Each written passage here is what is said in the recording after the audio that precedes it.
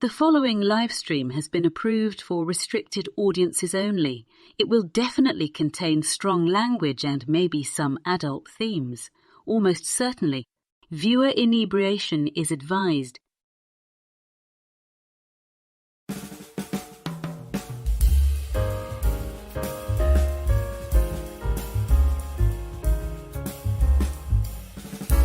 Good evening, happy Friday, and welcome to another Last Call where tonight we are moving on. And before the next teardrop falls, you will believe in life after your favorite fandoms, since the cultural vandals came in like a wrecking ball. Yes, we will survive, and they are gonna miss us when we're gone. We're moving out, and they're gonna stop dragging our hearts around. Okay, I'll stop. Well, one more after the motto. But as we start a new year, we should all resolve to stop funding these companies that have destroyed the franchises we love. Take back our dignity, find new things to enjoy, and treasure the memories. Get comfortable, top off your glasses, and tell me what you're sipping on in the chat. The Canarble Wagon rolls right after a little dedication. Last Call is streamed before a live audience. Vasalud, one and all. Welcome, welcome. Thanks for being here. I promise, the intent is a positive stream. Bear with me, and we'll see if it actually plays out that way. But we almost certainly will start out with a rant. Actually, what we're going to start out with is a huge thank you to David Pensack, who I know is in the chat. Thank you so much, my friend, for the drink. He funded for me a cognac made by Cavassier, and oh, it's good. It's smooth, it's warm, it's nice. So that's what I'm sipping on tonight. I want to know what all of you all are sipping on. And in keeping with the theme of the night, I have a dedication for that David didn't specify a song he wanted me to sing, but I figured this one seems to be a good one in keeping with the topic of the night.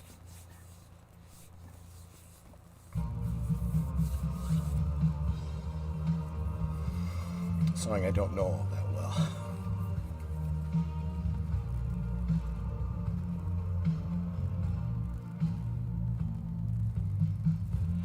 Well, I heard that you're leaving, gonna leave me far behind, 'cause you found a brand new audience. You decided that I'm not your kind, so I pulled your name out of my Rolodex, and I tore all your pictures in two, and I burned down the malt shop where we used to go, just because it reminds me of you. That's right, you ain't gonna see me crying. I'm glad that you found somebody new, 'cause I'd rather spend eternity eating shards of broken glass than spend one more minute with you. I guess I might seem kind of bitter. You got me feeling down in the dumps, 'cause I'm stranded all alone in the gas station of love, and I have to use the self-service pump. Let me help you with that suitcase.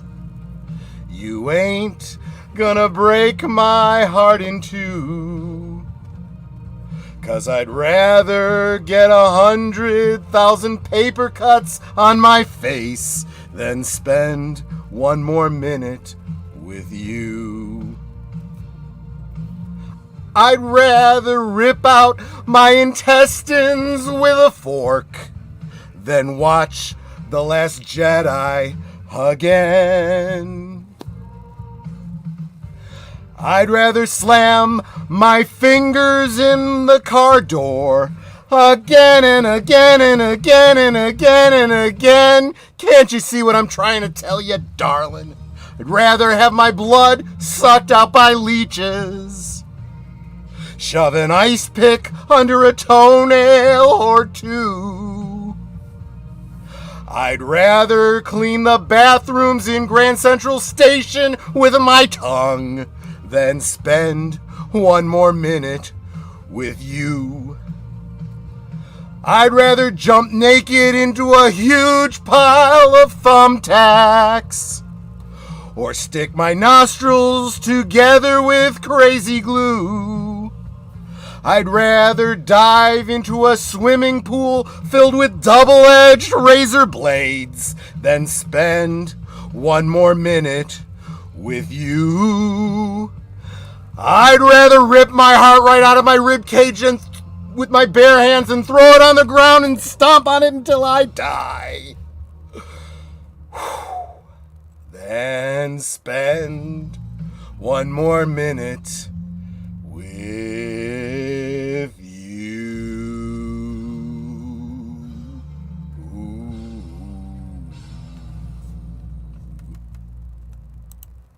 I didn't really care if that one sounded good or not. It was meant to be funny, and I hope you enjoyed it. Let me bring in my cohorts really quick, starting with my lovely and talented singing coach who didn't have a lot of time to help me out with that one. Netter of Netters Network, how you doing, my lovely? And what are you sipping on? Well, since your microphone's all the way over. Oh, right. I forgot I was going to. You're trying to silence me. I'm trying to silence you. Yeah, no, I'm just trying to make you feel uncomfortable. We'll talk more about that later. Yeah. I'm actually doing really well. I'm over being sick, so that's a bonus. And the work week's been really good, so yeah, I'm feeling pretty good. And I am currently drinking a Waterloo Black Cherry Sparkling Water. So basically it's seltzer water. There you go. Now be nice to her, everyone. Remember, she's the bouncer. That's why I'm not drinking. You out of here if you're not being. That's why I'm not drinking alcohol. There you go. And speaking of not drinking alcohol, it's the late aged Boomer. How you doing, my friend? And what are you sipping on? I'm doing all right. I got myself. I'm sorry, I forgot to switch over to my earbuds after that song.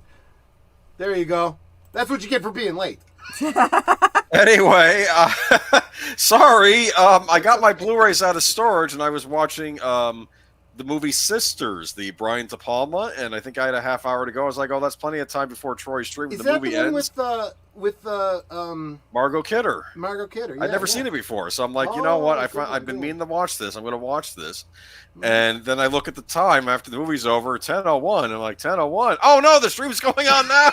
And it's like, I hope you saw. I dropped you the private message note. Don't worry, I'll bring you in whenever you get here.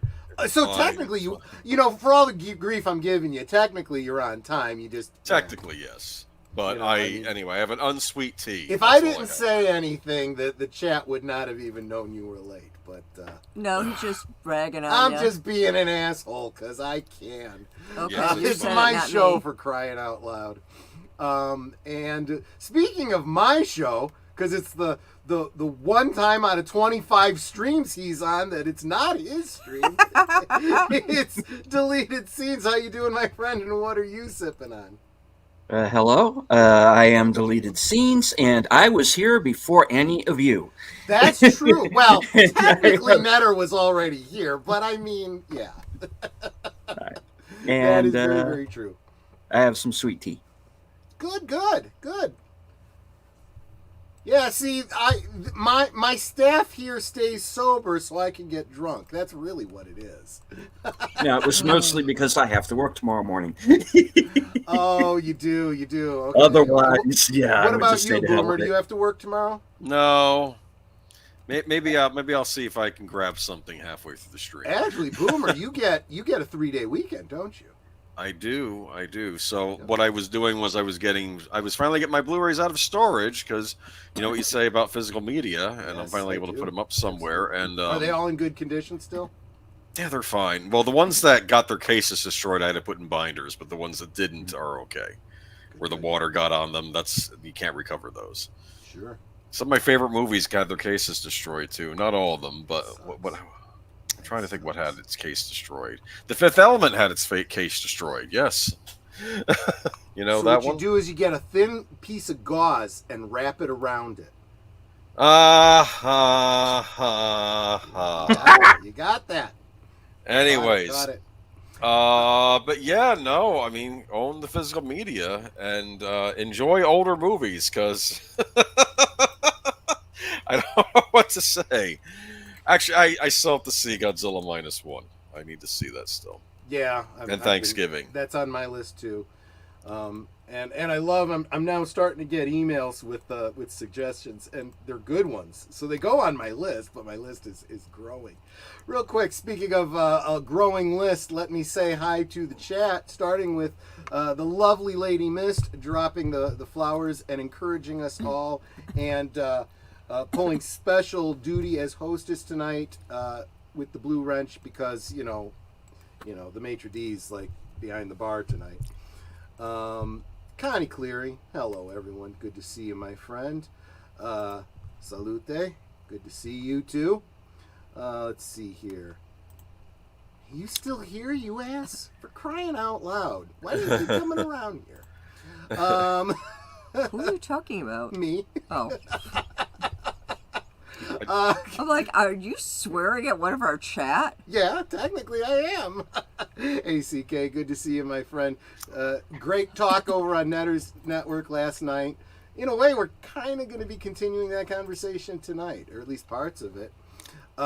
Greetings, Mr. Londell of the Groovy Movies. So glad you're here. And everybody, make sure you're subscribing to all these channels on here. Like this guy who started the phrase that we all picked up, together we grow. Well, salud, PJ. I got to use that in a team meeting today. They were talking about our review process and whether or not we're looking forward to getting our annual reviews. Mm-hmm. And I was talking about how, it's like, learning different processes and what have you. I said, because we help the team out. I said, as a friend of mine always says, together we grow. And they're like, oh, I like that. One. That's a good one. It's catching on. That's actually really, really good. Matt Inouye, welcome, my friend. Always good to see you in the chat. Let's see here. And, of course, David Pensack, the patron of the drink tonight. Thank you, my friend. Big Al of Big Al's Presents. Hello, everyone. Hope you have a great show. Last call at Troy Pacelli. Thank you so much. Gorilla Random Thoughts. Hey, Troy. Thanks again for this disclaimer, for the disclaimer. Yeah, so I did a little disclaimer video for him, like, kind of like the one that I've got on mine. But he wanted my actual voice. I was kind of surprised that anyone wants... I was going to say that anyone actually wants to listen to my voice more often than necessary, but you guys keep coming back, so, I mean, I guess I can't complain, right? Keely Chow, salute, my friend. Good to see you. Let's see here. Sir Torin, good evening. Good evening. Let's see here. Jesse Corrado. Yeah, I wanted to. There we are. There he is. Welcome, Jesse. Good to see you. And you got more. Nate, hello everyone. Just got home via Noah's Ark because it's raining so hard. Well, you're probably just warm enough that you're not getting the snow that many of us in the Midwest got. Thankfully, I don't have to go out anywhere or do anything. But Samuel Proctor, yes, here we go again. Absolutely. Glad you came back to join us again. Let's see. We got Wolfie. Which I always like. There's a Wolfie sighting. There we go. There's a Wolfie sighting. Wolf10 Media. I haven't seen you in a while, my friend, but I'm so glad you're here. And Age of Boomer finally makes it. There you go. And of course, the lovely Sin from Sin's Corner. Sin. Well, I actually have to. Right underneath Boomer, saying hello to Wolfie. Oh yeah. Oh yeah. You're blind. So I deleted Twitter that you guys were streaming. Yeah. I saw Sin's review of role playing, something like that. Yeah, that's what it was. And Yeah, it Sin looks is good. going to be on my channel in 2 weeks. She absolutely is. And although it sounds like a really great movie, I was disappointed that it didn't have anything to do with like Dungeons and Dragons or anything like that. You know, I was thinking role play. You know, I don't know. But, you know, and I figured, you know, Kaylee Cuoco coming right off that nerd show, I figured, it would be on brand for her, right? Nope. She went full Angelina Jolie, it sounds like. Kind of want to see that, actually. So I have to remember that. And Sin gave it such a good recommendation. I kind of don't want to miss it. What is this? The Amazon show she's on, or is it an Amazon movie? It was a streaming channel. I don't remember which one. Yeah, it's a movie. It's on Amazon. It's on Amazon. Okay, all right. Yeah. So it's an Amazon exclusive movie. Okay. I'm gonna take the plunge. I hope I don't butcher your name too badly. It's Christian Del More's Vinyl Revival. It's an L. Delorme. Delorme. Yes, thank you. Let me try it again. Christian Delorme's Vinyl Revival. And I just sub to your channel, and please do me a favor and sub back as well as would sub you people drop on the channel. the link in the chat so I can Will subscribe do. to him, because I'm too busy to, you know. Or too drunk. Not drunk yet. Give me time. Lester San You're Jose, working on Skeptic Tank.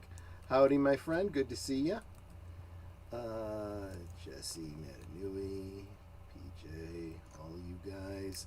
Sin, looking forward to that interview. Roleplay was fun. Echo was yeah. I saw your comment on that one, and I was like, I totally forgot about it because I wasn't planning on seeing it anyway. But I did give you a thumbs up anyway. Not for Echo, for you. You know, for your video, your channel. But anyway, I think I'm caught up. And yes, let me real quick open link in new tab. Subscribe to Christian, and there we go. Okay, we are all set now. No, we're not all set yet. You gotta get rid of that stupid heart. Can I still do that? Yes, I'll you do can. this up on the big screen so that you can Edit video. Edit video. Same way you always do. Even though the stream is going on right now? Customization. There you go. Down over there. Uncheck. Save, and then just backspace to or back page, whatever, to at the top, like you would normally back page. Okay. Okay. You know what? Let me just do that. Or do that. There we go. There we go. Yeah, there we go. And the stupid heart is gone. And I want to go back to. And for live those of you who chat don't so know I what I'm talking miss about, nothing. it's the dumb heart that is stuck like right by where Yeah. you're putting in your comments, so you can't do anything else because that heart is there and it's in your way. So you don't love the Viva la heart. Tequila Revolution. No, it's in huh? the way. It's like, Yeah, I know. especially if you're trying to pin or something, it's in the way. Yeah, exactly. Or let's say that somebody just started cursing up a storm or something in the chat, and it's that last one. I can't do anything to get rid of it because the stupid heart's in the way. Yeah, Okay. it is really just the stupidest. It really is. It annoys the hell out of me. Yep, even since that the heart is annoying. And the fact that you can't just opt out of it, that you Yeah. have to remove it every single time. Of course, you know, saying you've got our hearts. Absolutely. You know what I'm holding in my hand, Troy? A heart? Nope. My heart? The complete Billy Jack collection. Oh, no Wow. Yes. Wow. DVD On only, Blu-ray? not Blu-ray. This was a DVD. You can get it on Blu-ray also, but yeah. I need to watch these. So, I appreciate all of you that stuck through the song, didn't leave, or maybe you all got here after the song, so you didn't. You can even know I untie could them sing. now. Yeah, right, exactly. Real quick, KBA joined us. Welcome, my friend. Good to see you. It's like that dumb thing like you see on Instagram and TikTok live streams. I honestly have never seen a live stream on Instagram, and I do not do TikTok at all. At all. Well, I mean, I suppose technically a lot of these TikTokers are turning their TikTok videos into YouTube shorts, and I've watched some YouTube shorts, but I've never actually done anything on that particular platform. Anyway, so that song, we'll see what happens, but last week's stream, I got hit with 3 copyright claims.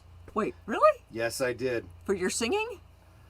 I don't know. I don't know if it was my singing or 2 of them were Sony music, so probably the music. But all 3 of them were also claimed by some nobody that is full of crap, that doesn't own rights to anything. And if I was monetized, I would probably care and probably do something about that.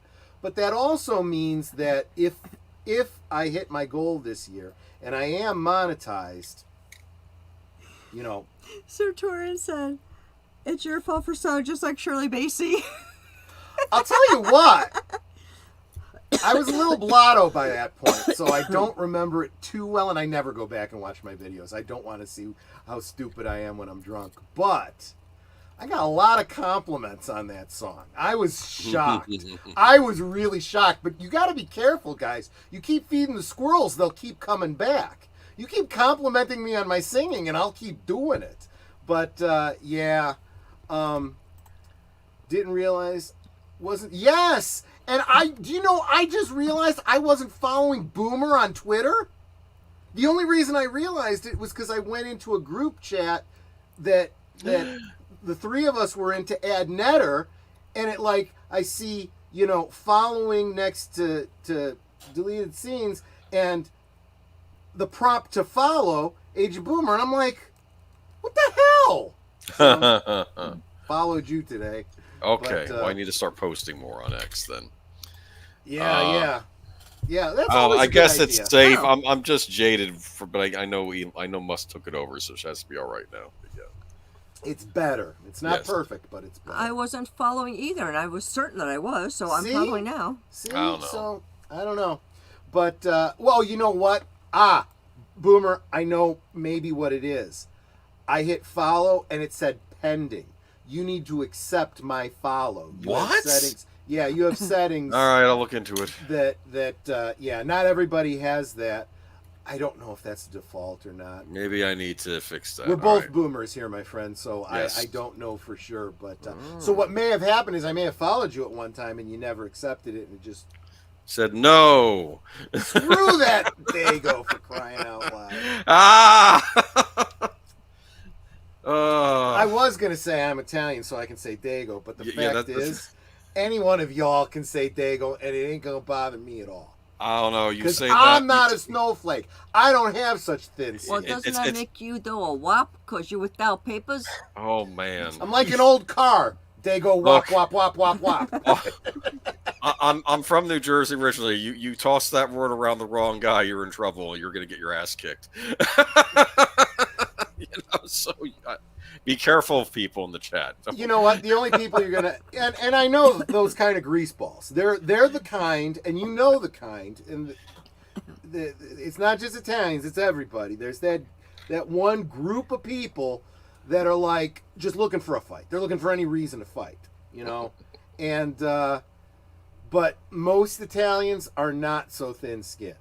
They're like, Yeah, and for those of you who didn't know, WAP actually stands for without papers. That's the legend. I don't know if there's any true attribution to that, but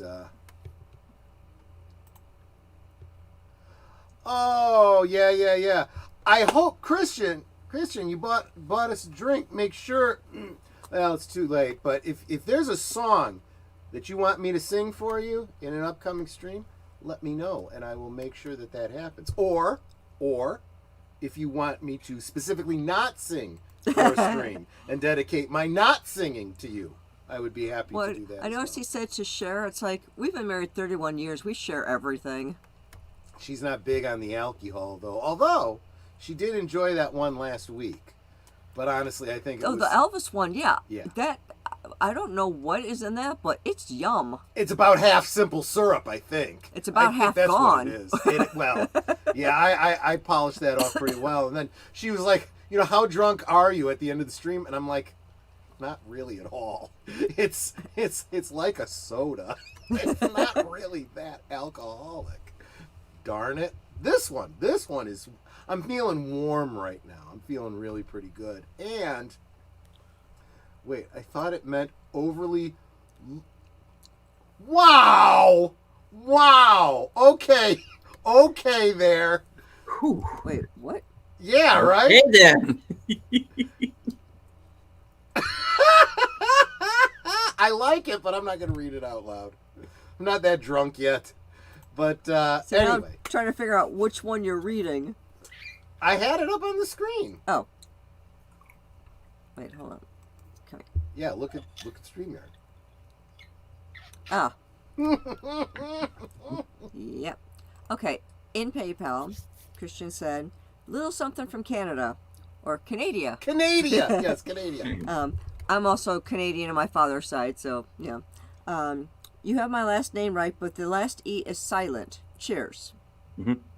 So it's Delorme. Okay.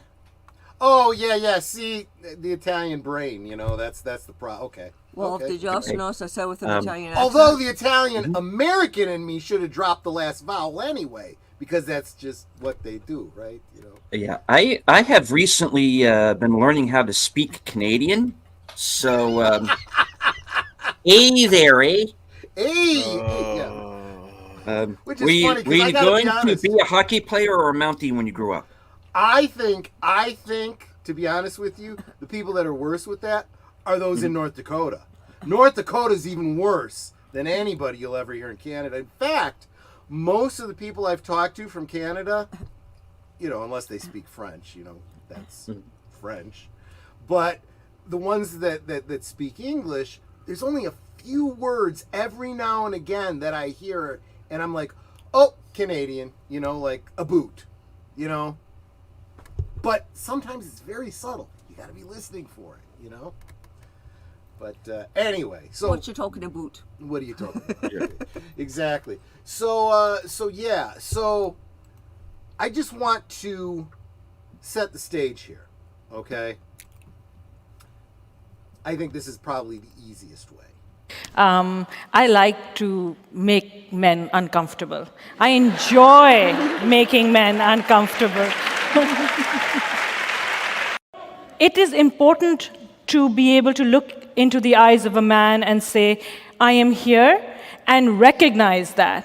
And recognize that I am working to bring something that makes you uncomfortable, and it should make you uncomfortable because you need to change your attitude. And it's only when you're uncomfortable, when you're shifty, when you have to have difficult conversations, that you will perhaps look at yourself in the mirror and not like the reflection, and then say, maybe there is something wrong with the way I think. I would say that, I think white women need to kind of step up their game, to be quite honest.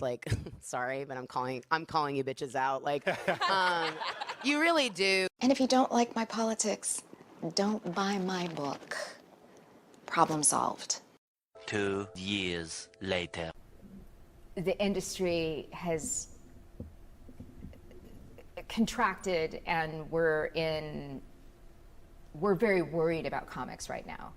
Well, you say you're woke, but the companies you work for, unbelievable. Apple, Amazon, Disney. If ISIS started a streaming service, you'd call your agent, wouldn't you? So, if you do win an award tonight, don't use it as a platform to make a political speech, right? You're in no position to lecture the public about anything. You know nothing about the real world. So that's basically where I'm coming from on all this. And yeah, Sir Torrance said exactly what I was thinking when I first heard her say that.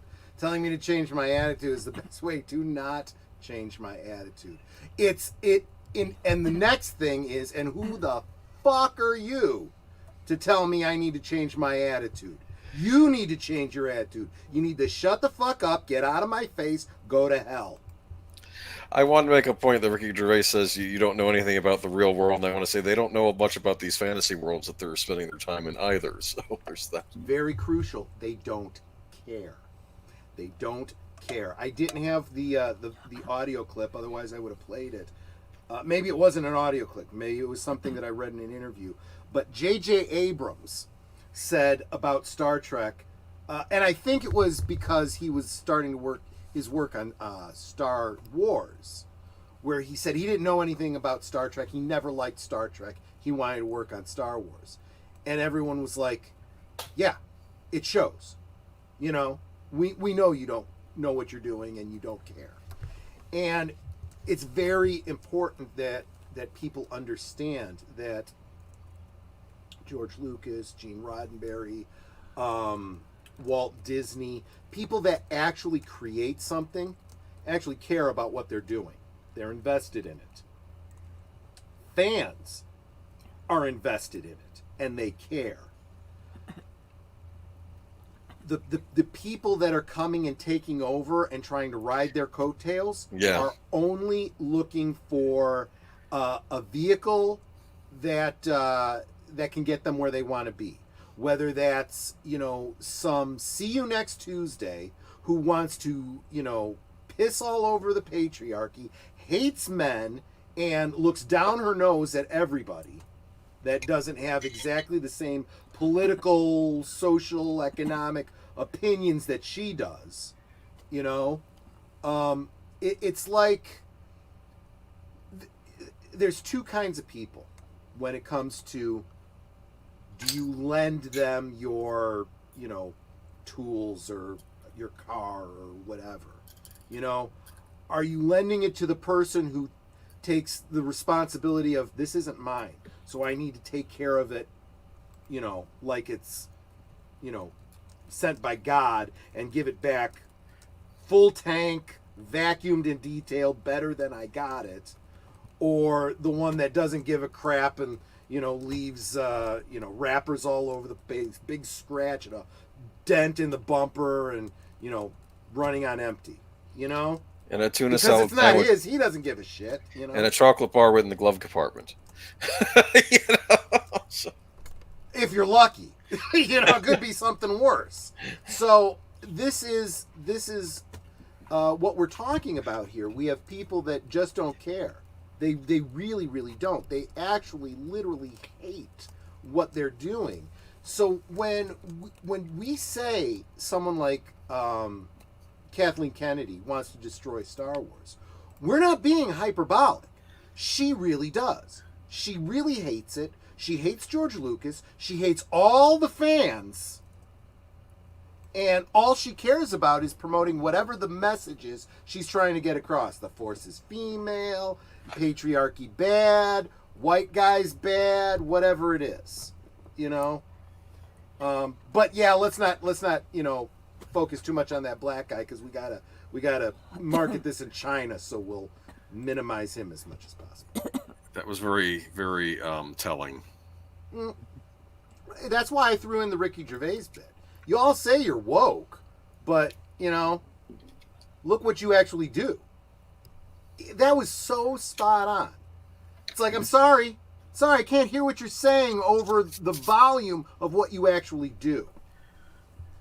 And I guess, and I was sharing this with Deleted Scenes back in the green room. All of these franchises, Star Wars, Star Trek, Doctor Who, everything Disney, Marvel, DC, the comics, everything. It's like being in an abusive relationship. And when you're in an abusive relationship, you can just... What's that line from Liar Liar? Hit me again and put some stank on it? Or you pack up and leave and say, screw you. And if you touch me again, I'm buying a gun, and it's the last thing you'll be doing. You know? And I think that you have a responsibility not to be a victim anymore. There comes a point where you give as much grace as you can, but at some point intelligence has to kick in, and you have to say, okay, this is a dead end. I need to leave here. And I need to move on, You need to move on to something else. Look,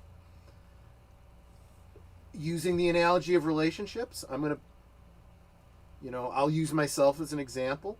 Before I met Nanette, I was dating somebody very toxic. I don't know why I was dating her. I honestly cannot give you one reason why. You were insane. I was stupid. I was good friends with her brother-in-law and her sister. I met her. She's all kinds of crazy. She's a wackadoo. And now, calling her a wackadoo would be an insult to wackadoos. Wackadoos, right?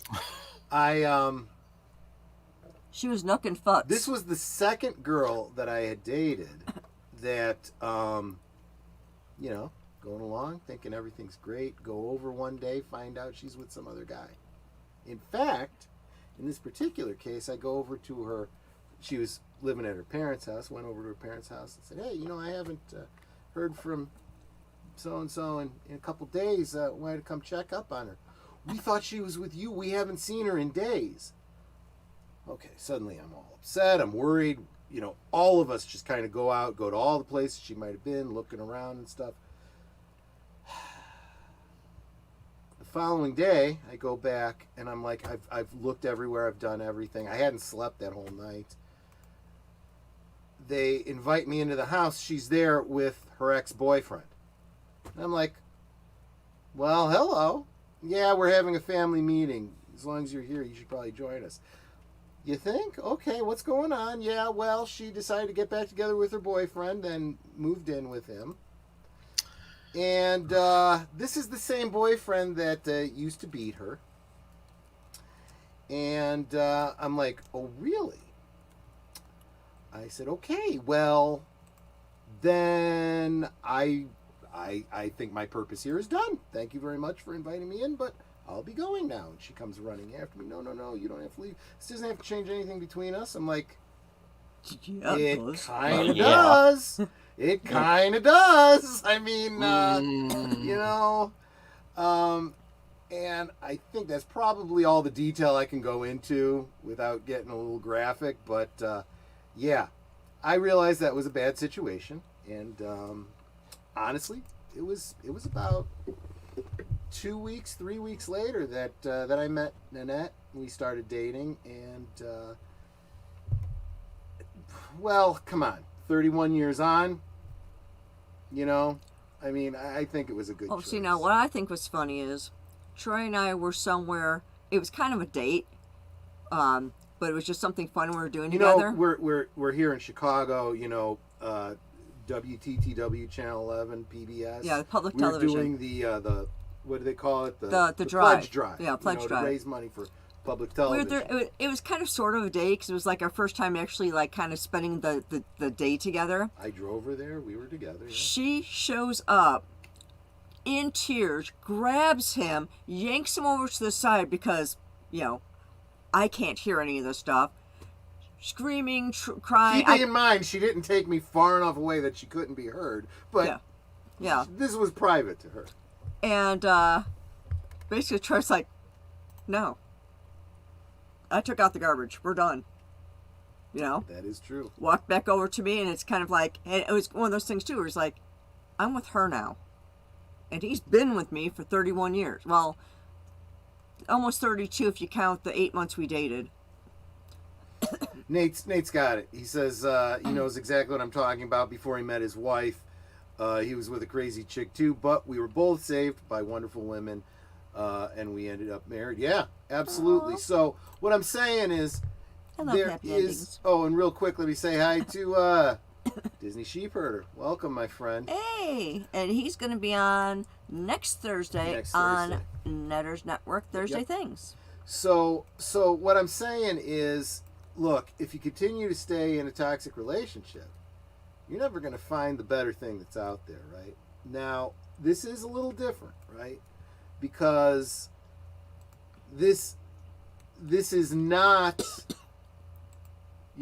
a person you were dating that turned on you. This was a story, a franchise, a fandom that was co-opted by people, social vandals that destroyed it. So you're really not walking away from anything. Effectively, it's dead, you know?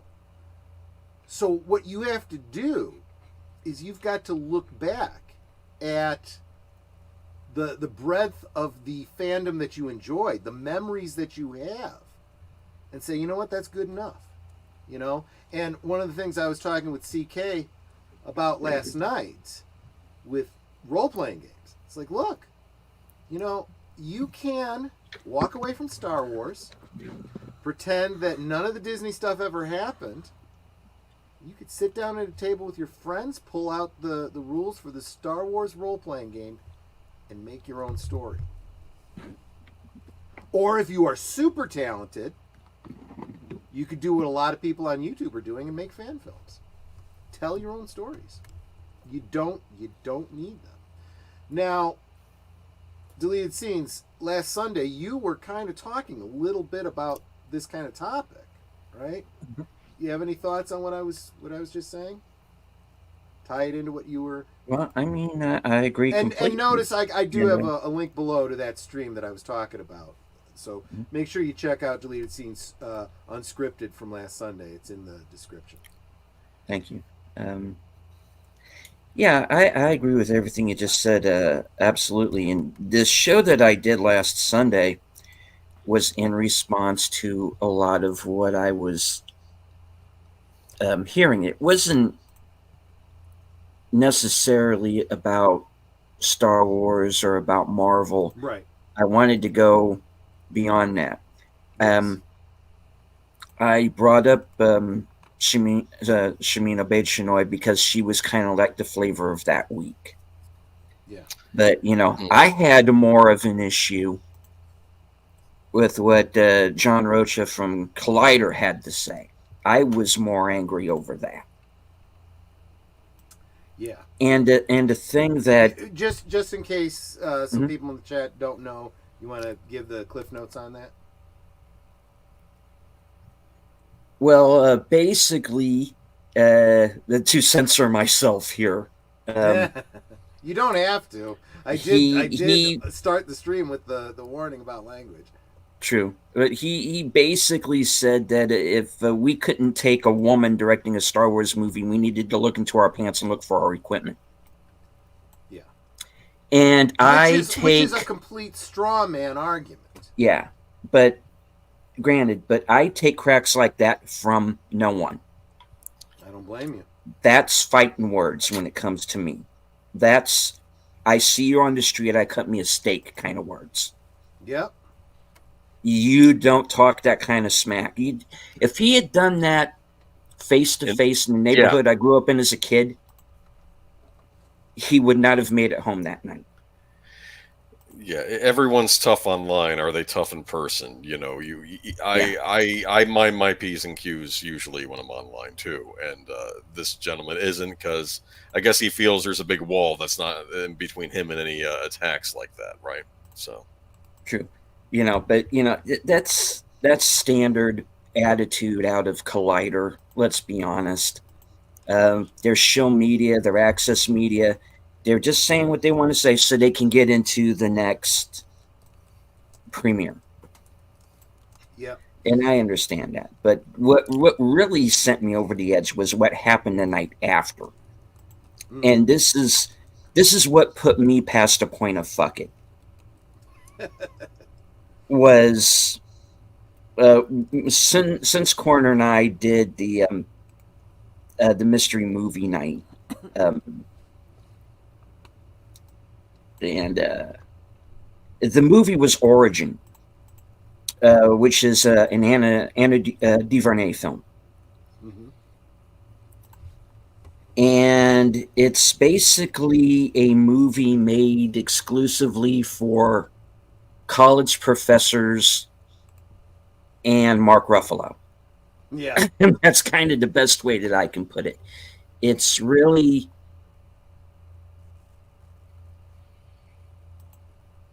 Was it like you were being preached to in a college lecture, that sort of thing? It wasn't just that.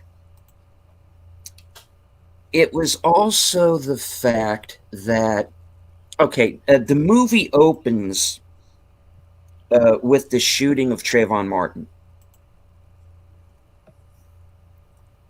Only the version that is depicted in the movie is what the press wanted us to think happened, and not what we now know really happened. We now know that George Zimmerman's 911 call was doctored, the version that the press had and spread around. And that's the version that's in the movie, is the doctored version. And the movie represents this as this was the facts. That's problem number one. Problem number two. The movie claims that Yahtzee Germany and their whole final solution, so to speak, as they put it, Yep. was inspired by the Jim Crow laws of the South. Hey, America's doing it, so let's do it.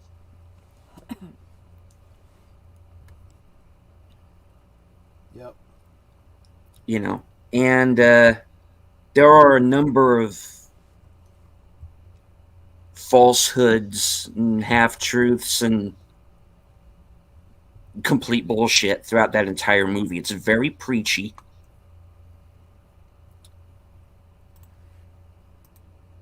They've got some good actors in it, some really good ones. A couple that are actually big favorites of mine that I have now lost complete respect for. Yeah. Because they were involved in this.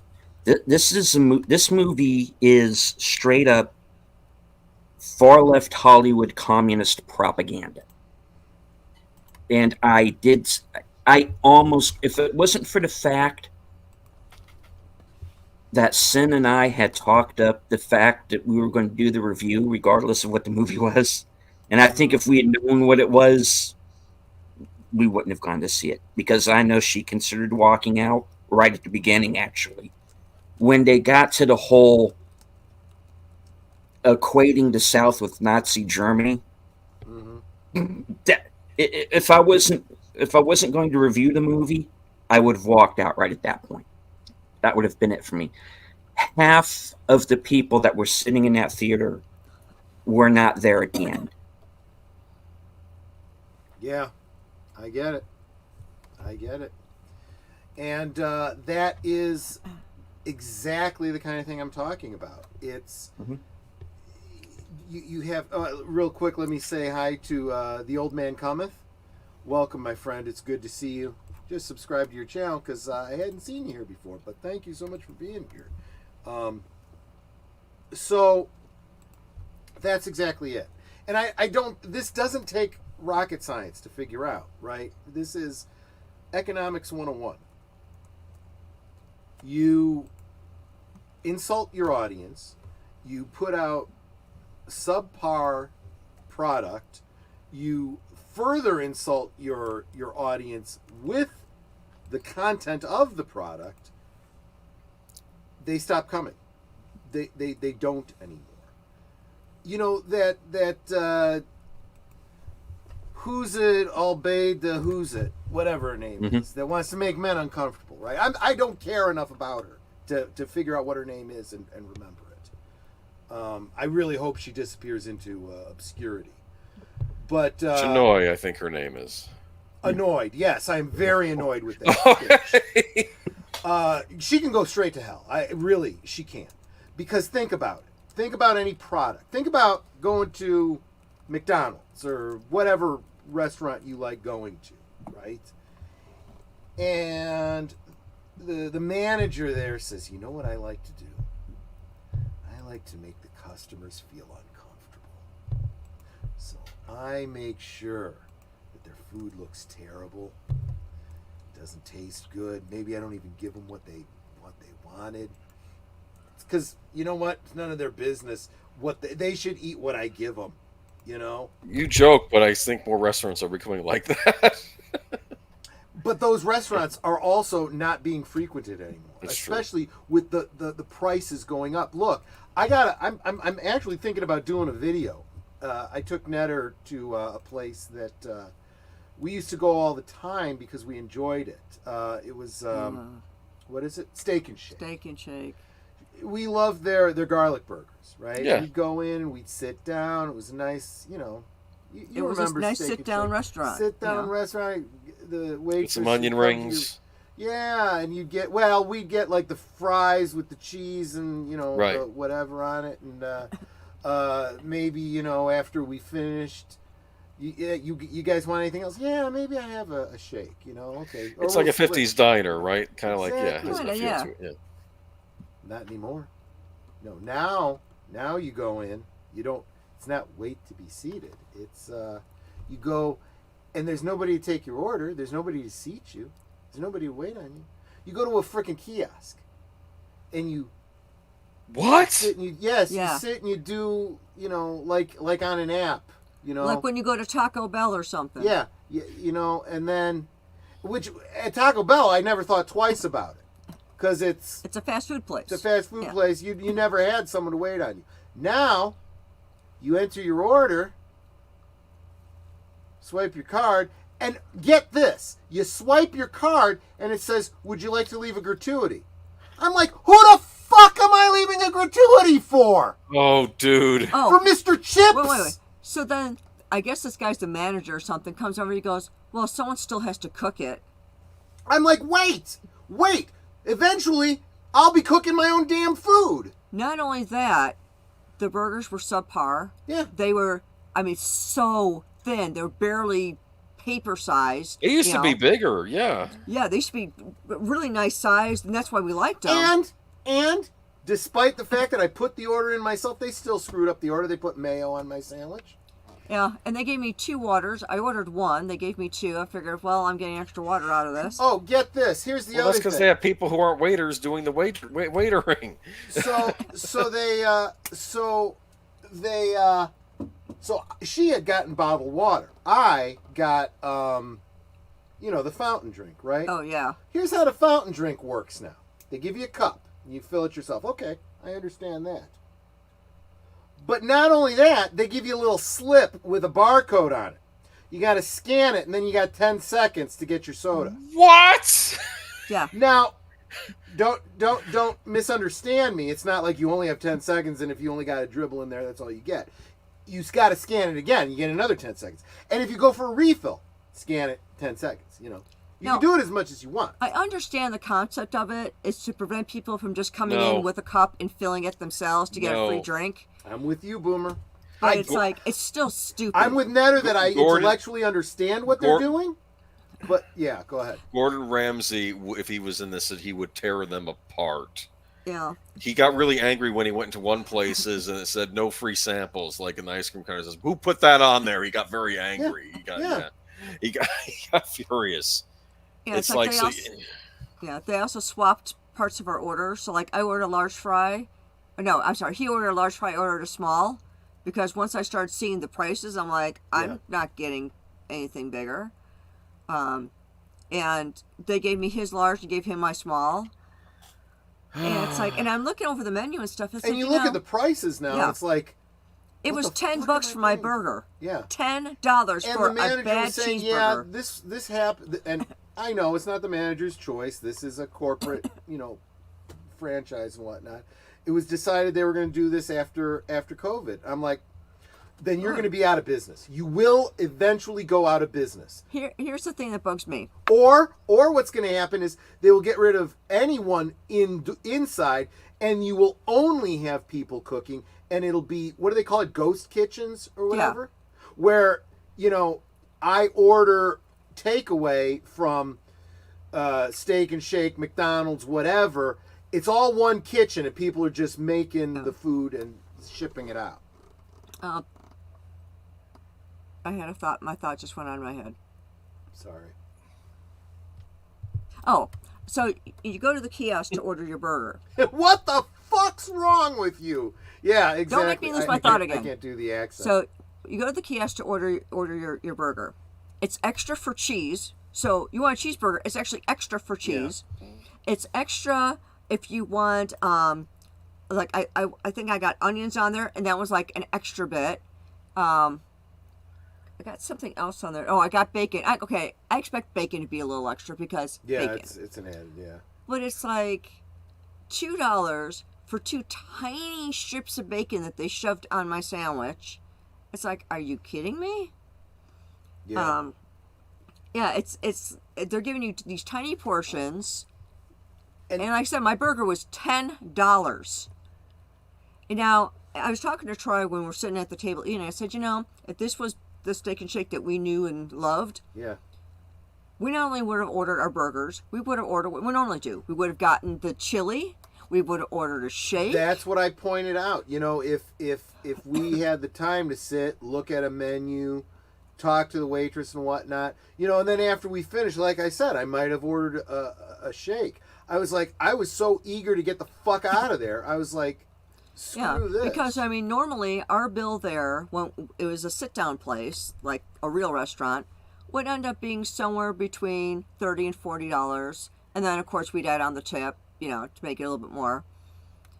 But it's like, if I'm paying $10 now for a burger that used to be like $5, no, I'm not ordering extra stuff. I'm not getting the chili. I'm not getting the shake. What did they do? Yeah, no, this was they changed 2021. That's what they emerged from the pandemic like this with the kiosks and everything. I was unawares of this. Yeah, wow. JPRPH1 said, it's like I live here in Erie, Pennsylvania, and Steak and Shake closed. Their food was okay. Yeah, it's funny you say it that way because we had 2 Steak and Shakes. We were like between 2 Steak and Shakes. And if we went one direction, we really liked that restaurant. We went to the other one, the food was always cold. It wasn't quite as good. Yeah, they're supposed to put this garlic butter on the bun, and they, put on this tiny schmear, or they would overdo it so it's all soggy. Yeah. And then if you asked them to put it in a to-go box because we're going through drive-through, they would put paper on top, so all the goodness was now stuck to the stupid paper. Yeah. Well, that one went out of business. Okay. So, not surprised. Okay. The lesser of the two. But then, like I said, I go to the other one and I'm thinking, okay, all the business is going to go there. Nope. Oh. It was empty. It was empty. While we were there was one other couple having a meal there. No. And another family came in and started ordering while we were there. That was so that was 3 families. At a time and a day when we used to go in, it was full. Completely full. They'd have the wait for a seat sign up. This is a casualty of the pandemic. I think they lost a ton of business. I'm looking at this, a ton of business because they had to close down during that. And then I think all this stuff you're dealing with is cost-cutting measures to try and get... This was something that I said during... Maybe it was during the pandemic or just after. Yeah. I said that, in a way, this is a good thing. Because it puts a stranglehold on business. Everything is ratcheted up. So now you need to provide the best service, the best product, or you will go out of business. And we see it happening with these restaurants. And I think we're starting to see it now with the studios. It's happening to the studios. Oh. And, I was just listening to Midnight's Edge today. They were talking about the Paramount deal. There's a Universal Paramount possible merger happening. Okay. And talking about the pros and the cons of that, and what they're trying to read the tea leaves using things like Tom Cruise, moving house and setting up an office and stuff, and, what that might portend. We'll talk more about that when we talk about what's that sequel that he's working on with the planes. Top Gun 3. Yeah. Top Gun 3 coming out. But these studios are falling apart because they not only had the loss of revenue from the pandemic and the theaters, but subpar product and, really subpar. Look, Paramount, Star Trek. They fucking killed it. Nobody likes Star Trek anymore. We'll be talking more about that on Sunday, too, because now we have an announcement that JJ is working on a prequel movie set in the Enterprise era. We'll see if that actually happens. Are they getting Scott Bakula back? They're not even talking about that. The timing of it is set in the Enterprise era. They're probably going to shit all over the canon. Why even bother bringing him back? It's going to be, some... They're probably just going to bring some person of color, transgendered something named Archer, probably. I don't know. While we're on this topic, what has been damaged? I guess that's what we should say. Star Trek is one, right? Doctor Who's another. Star Wars, Trek, absolutely. I wasn't joking when I said, the name of Archer. Hey, phrase it. Yeah. Sorry, I had to do that. What kind of shape is DC in? I don't think great, not based on what I heard from that comic No, the comic industry is dying. Except for the indies like Young Ripper. Except the indies like, Eric July. Yeah. Honestly, that's where people are starting to go now. Look, if you could be Eric July and put out, a graphic novel a year, which is basically like the collection of 12 comics put together, is basically what he's doing. And he's putting it out for the same price that a graphic novel would come out for, or what do they call it? Not omnibus. Annual, what do they call it? Trade, Yeah. It's the same thing. He's competing. He's not putting it out monthly. He's just saying, what, screw it. Skipping right over that. Just buy it once a year and pace yourself. There you go. Yeah. And it's like, yeah, man, this works. And it's makes great. sense, actually. Yeah. It's kind of like the binge model for Amazon or something like that. And it's like, yeah, I like this. This works. This is maybe what the DC and Marvel should be doing with their titles, but it's more than that. It's more than the business model. It's also the idea of putting out a quality product that people want. Honestly, if you want to continue to make money and have a viable business, okay, money has to come from somewhere. Either it's coming from a financier like BlackRock and Vanguard and, George Soros, or you need to sell your product. If you want to sell your product, you need to put out a good product people like. And these things take time. And I know that everybody wants everything to happen yesterday because we have gotten to attention deficit disorder, right. Short attention span theater. We can't handle a video that's longer than 15 minutes, In fact, we're better off if it's a minute or less on our TikToks. But, I'm asking people of intelligence to focus yourself, engage the thinky bits between your ears, right? And pay attention to what's going on. Yeah. Because you can be part of the solution. And if you're not, you're part of the problem.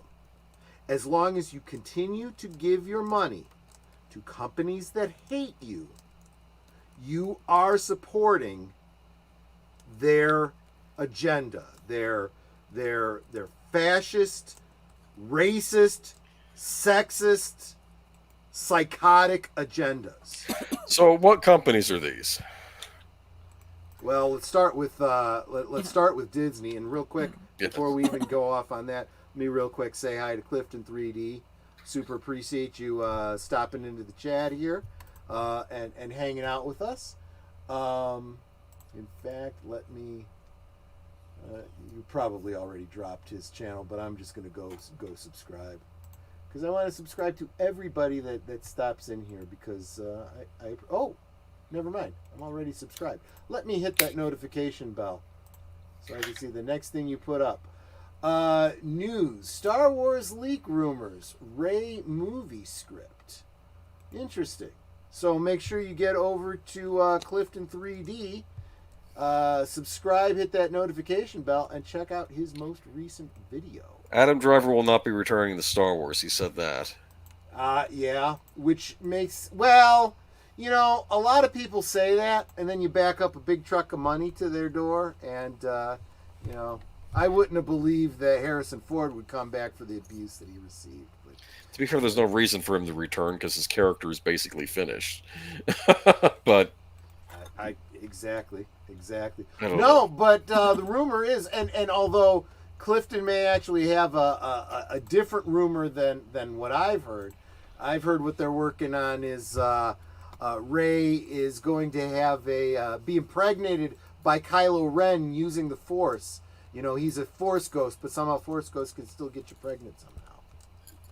He'll just be wearing the mask instead, right? Instead of being Adam Driver, it'll just be... Well, probably because Rey's going to be like, oh no, don't take off the mask. Okay. Mandalorian and Grogu movie. Never mind. We don't want to talk about that. Okay. What does Disney own? Disney owns Marvel. What kind of shape is Marvel? Real quick, there's one other thing I wanted to plug. There's this YouTuber that you put me wise to, Age of Boomer, Snarky J. Right. Her most recent video, I think it's 8 hours ago, the truth about Kathleen Kennedy's feminist agenda, the Force is not female. People like Snarky J, I gotta say, they really and it's not just her. It's like that Star Wars girl and Nina Infinity and Arwen Avalon, and look, all of the female YouTubers in our Nerd Cookies. Nerd Cookies. Nerd Cookies is good because she's the opposite side from where Snarky J is. Snarky J she's like me. She just says it exact. She doesn't use strong language like I do, but she just says it the way she sees it. Whereas Nerd Cookies gives everyone the benefit of the doubt. She says exactly, you know, the way it is, but she's really, really nice about it. She says it in a real soft, sweet tone, so you don't, like, get offended or whatever. The chat is talking about your sex face. I apparently missed it. Because I was like, that one? Feel free to go back and check out. Yeah, because when I looked up, you just were smiling or something. Yeah, that's fine. Don't know. I haven't been having sex. I've actually been still kind of on a little bit of a rant. But, yeah, definitely check out Snarky J. She is, I swear, you know, she'd be like a kid sister or a daughter to me. Or at least what I'd like if I had a sister or a daughter. You know, she's got a good head on her shoulders. You know, I don't know what her ethnicity is. She could be Latin of some flavor. Totally could be related to her. She's awesome. And we think alike. She's pretty awesome. She does the cosplay thing too, so I super appreciate that. But, yeah, everybody's calling it out. So, look, the Force is not... I mean, I don't want to take the... Definitely go check out her video, but the Force isn't female because she doesn't say it this way, but this is kind of what I took away from it. No, you're not representing her. You're not representing, you know, the women, you know, in our sphere, in fandom. You don't represent Netter. You don't represent whomever, Nina Infinity and all the others, right? You represent your blue-haired effing weirdos who don't even like these franchises. You hate them, and you hate all the fans in them. That's who you represent. Go the fuck away. You know, you stormed in and you looted the place and you set fire to everything. That's what you've done. That's what you've created. Actually, you haven't created everything. You only destroy. You know? So, anyway. But yes, thank you, Age of Boomer, for suggesting I check out Snarky J's channel. I've been following her ever since. Yes, and Darth Arlena. Exactly. Thank you, JPRPH1. Yeah, I mean, you can list, and not only list, you know, tell us the channel and make sure that everyone subscribes. Oh, And I should have mentioned Sin too. Sin, I think of as a movie reviewer, but she understands the fandom as well. Absolutely, miserable people like to make other people miserable. It's absolutely true. And if you're smart, you avoid those people like the plague. They are emotional and psychological vampires. They suck the energy out of you. It's just not worth it. Get the hell away from them. You know? But, anyway. Yeah. The Force is the fucking Force. Yeah. The first movie explains how it works. You know? That's like saying gravity. Gravity is female. What the fuck are you talking about? I mean... That's the stupidest thing I ever heard. But it's not a true evaluation of a plot point or, you know, an element of the story world. It's a mission statement. It's, we are going to drive the men away so that this is just a space for women now. And the women are going, I don't want any part of that space. So has Marvel driven the men away? Marvel has driven, and it's not just men, it's everyone. Marvel's Right. driven the fans away. DC has driven the fans away, probably for different reasons. Doctor Who. Star Wars, Doctor Who, Star Trek. Look, parents are afraid to take their kids to see Disney movies now.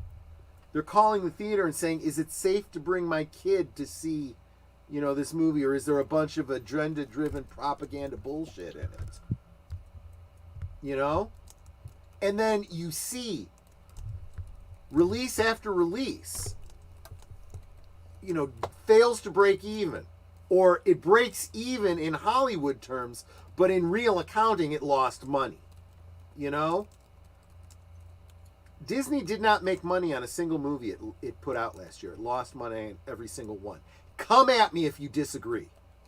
If you believe you have a news article that said it made more than its budget, I'm going to say, fuck you, understand what that business, that budget is. Depends. When Hollywood says, this is the budget for this movie, you can guarantee they spent at least 3 times that budget. That's what they were planning to spend, but then there were overruns. And then it ran longer, and then they had reshoots. And then they had to go back to script and completely change. And they had like 4 different fucking endings. And then there's marketing. Marketing isn't counted into that budget. So whatever they say, multiply it by 3. And then get back to me with how much it made worldwide. If it doesn't make it exactly that 3, it didn't even break even. It lost money. I'm sorry, you were saying... Oh, I said Pensek said Bond is a part of that too. Yeah, and we will have a video coming up at some point this year. We're going to be bringing back Michael French from Retro Blast. One thing I want to make a point to you, Pensek, though, just remember that James Bond is a creation of Ian Fleming. As far as I'm concerned, I think Critical Drinker made the point or something that he was really the only one who had a right to kill that character off. Nobody else. And frankly, you could still go back and read the Bond novels, and it's like reading Sherlock Holmes. You know, people could make a ton of horrible Sherlock Holmes movies. It doesn't ruin the character of Sherlock Holmes. But I see what you're saying. Actually, no, I will. Let me take that back, though. I have to forget that they're also censoring the old Bond novels now. So no, it's actually hard to go back now and read those. You know, Nate makes a great point. A disaster. From a marketing point, I hadn't even known about this because I've completely been ignoring Echo. But apparently in an interview, the actress was speaking in sign language, and she said the MCU is real, and now they cut that out. Very interesting, because that really sounds a lot like what's her name? Snow Off-White. What's her name? Rachel Zegler. Rachel, whatever the bitch's name is, I don't care. She can go straight to hell too, really, because she has nothing but contempt for the legacy that she's trying to co-opt. That's probably the thing that pisses me off the most. More than her antagonism and her politics and hating the fans and whatnot, it's she has been given an honor and she's fucking taking a shit on it. I'm starting to wonder too. I know she was discovered through YouTube, right? She had a YouTube channel for a while, and I'm just starting to wonder if a lot of these stars we're seeing that run their mouth, that they're not classically trained actors. They don't go to acting school, and that could be part of this problem. Is they're just looking for whoever's hot on YouTube, and then they're giving them the parts. I could be wrong, but I'm starting to wonder if she Shanae, actually the has. bitch Shanoy, who's an accidental filmmaker, never went to school, and She didn't have any formal film training, and to be fair, I don't think you necessarily have to go to film school to be a good director, but you should direct your own small movies, and Sam Raimi's an example. Yeah, if you are not classically trained, you must be some kind of savant or self-taught. Yes. And that's not what these people are. These are, she said it herself. At least I can say this Pakistani woman is honest. She's saying, I'm not a filmmaker. I am, I'm an activist. And it's like, well, no shit, but, at least you're honest about it. I don't think I saw Lady V earlier, so let me say hi to Lady V now. She came to say hi to Deleted Scenes and to Netter. I understand. Deleted Scenes, he's a good-looking guy, so I get that, But anyway, yeah. And when we talk about, us doing our own thing, I mentioned the idea of you could do a role-playing game, Star Trek Continues, which is absolutely better than anything we've gotten out of the bad reboot, secret, whatever, JJ verse, You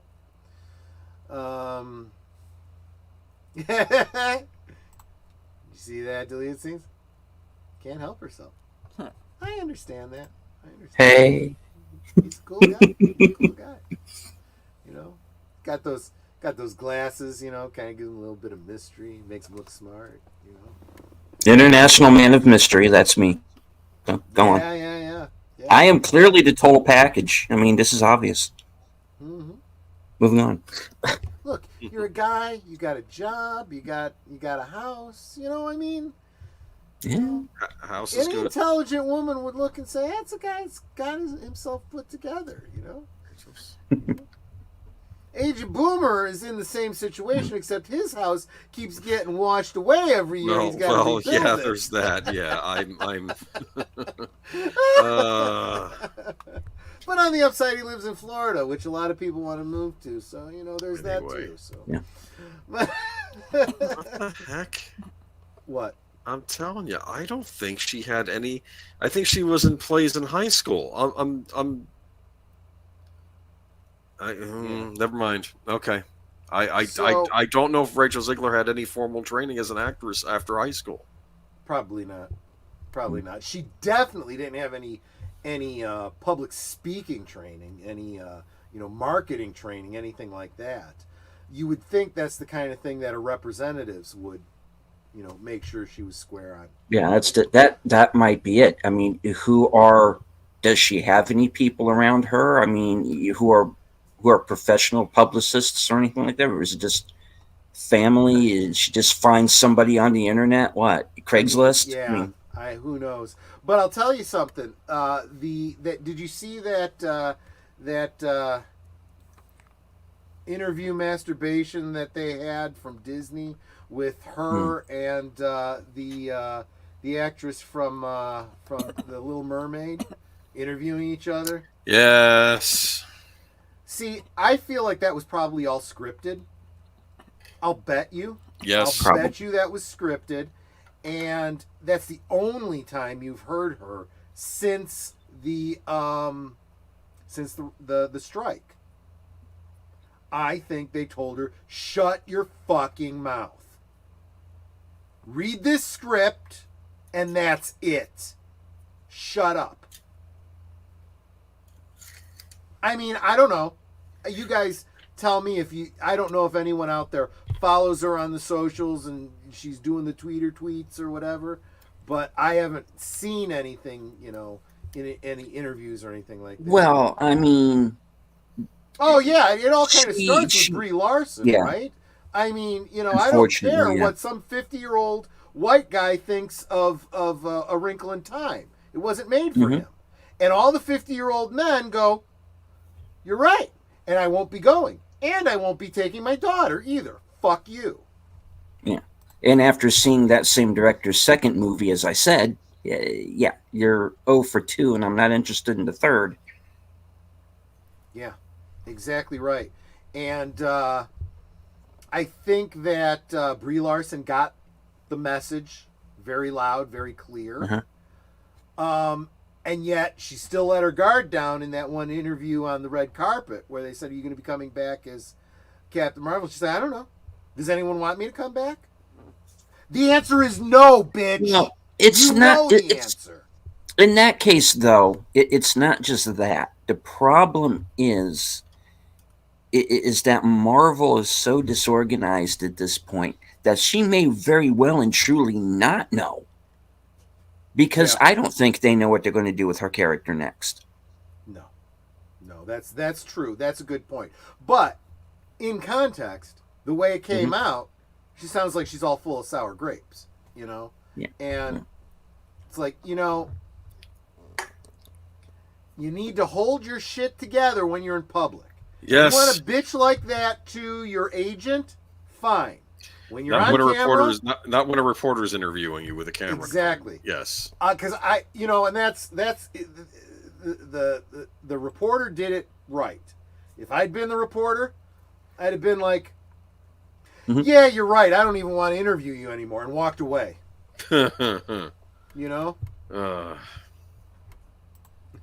Oh, she's definitely full of sour grapes. See, Sin is holding it together really well with my language, because I get the impression of Sin that she is not a cursing type of person, and so it's very, very nice of you to pick up on the one time I said something that wasn't terribly blue.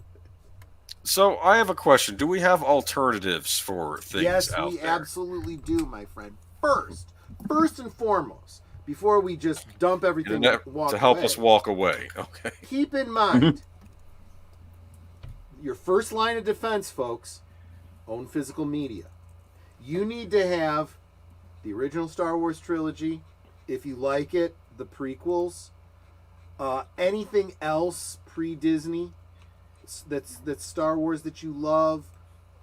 Like me, I'm one of those people that's fucked up in the head, so I love the holiday special, the two Ewoks movies, the droids and Ewoks cartoons, so own the physical media. And the radio show.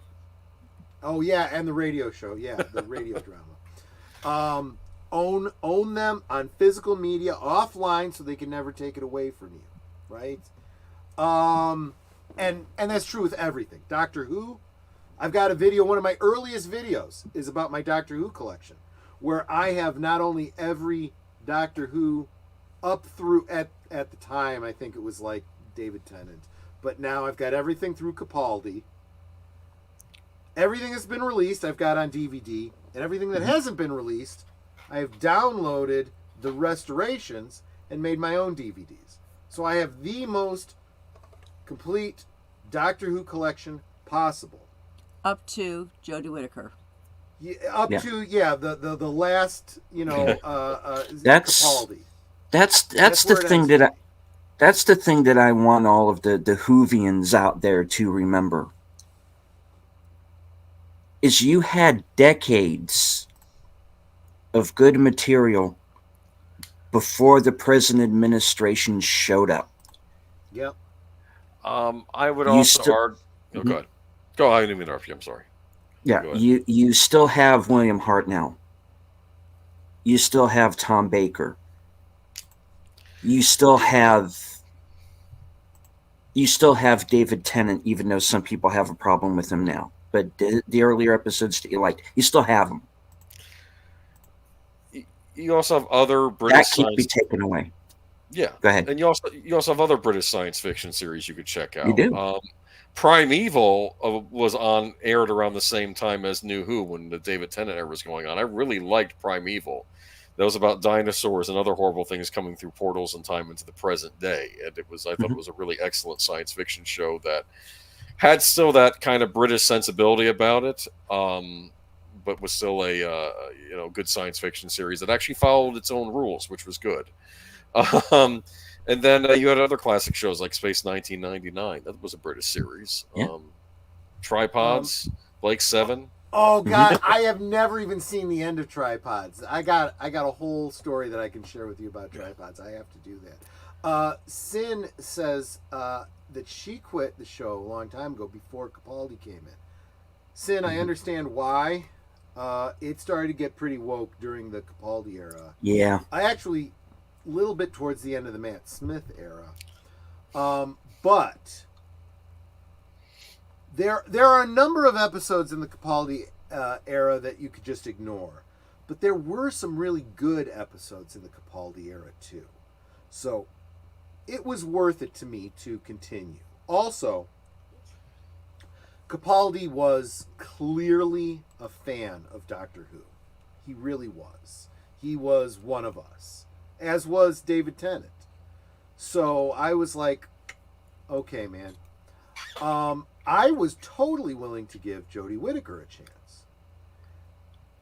But The Timeless Child, when they shat all over canon, it's like, you know what, I'm out. This is not Doctor Who. You have... I spent and I said the same thing with the JJ, thing. You don't throw away decades of canon and say, fuck you to all the fans that bought all the books, that bought all the encyclopedias and the technical manuals and the blueprints and all this kind of stuff, and say, you know what? We're wiping all that away.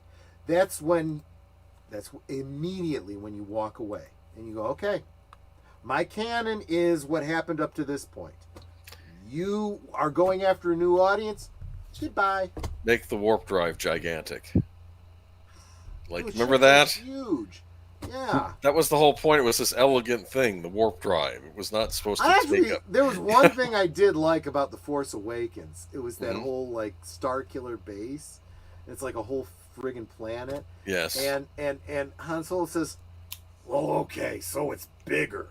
Yeah, I love that. There were some good lines even in The Force Awakens. Yeah. Things hit the bed when, there was that scene when I think Finn says, well, I thought we'd get here and we'd use the Force, and then he goes, that's not how the Force works. There were a couple of funny lines in there.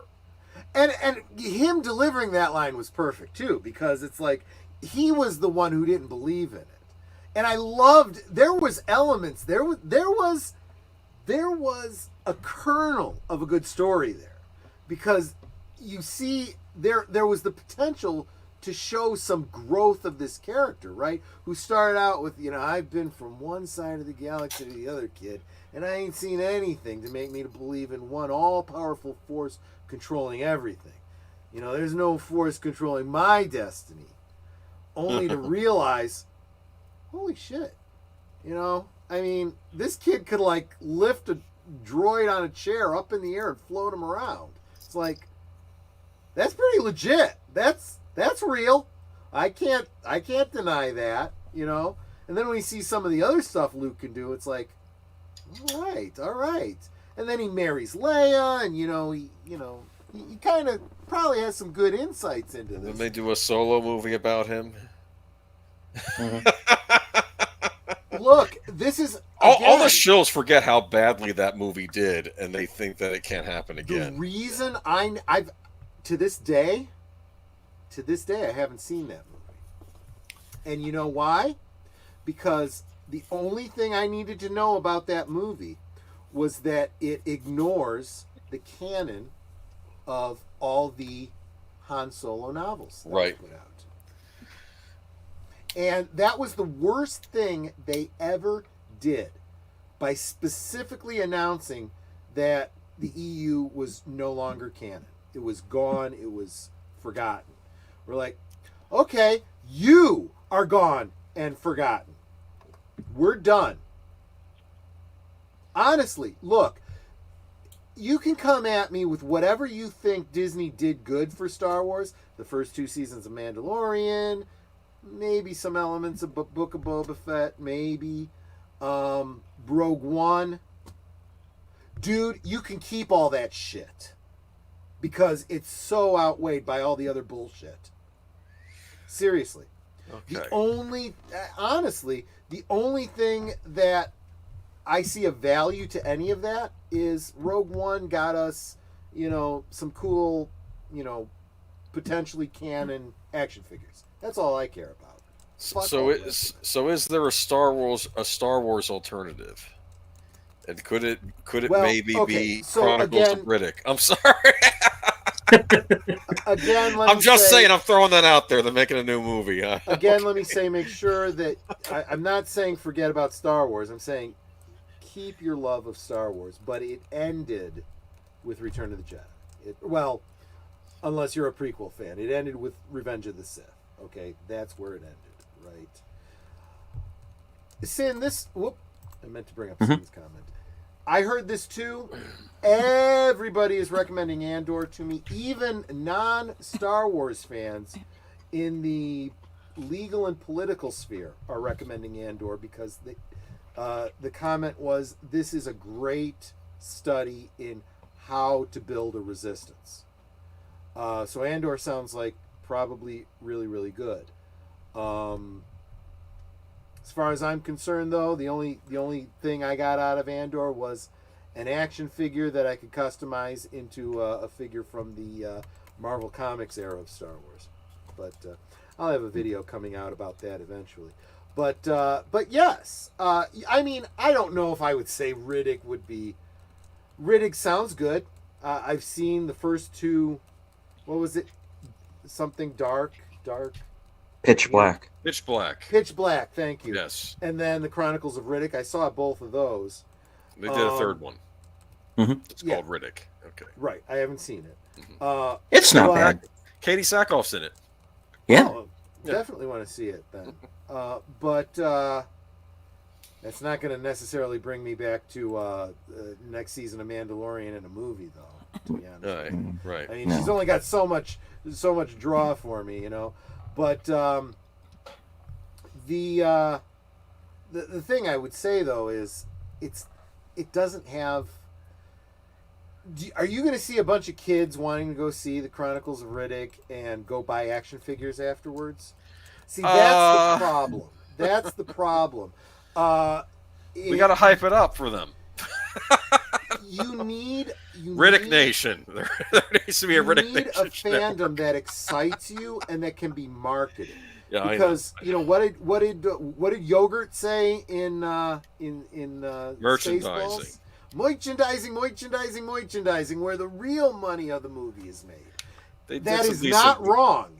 It's absolutely true. More money has been made from Star Wars in marketing than was ever made by the movies, and they made a lot of money.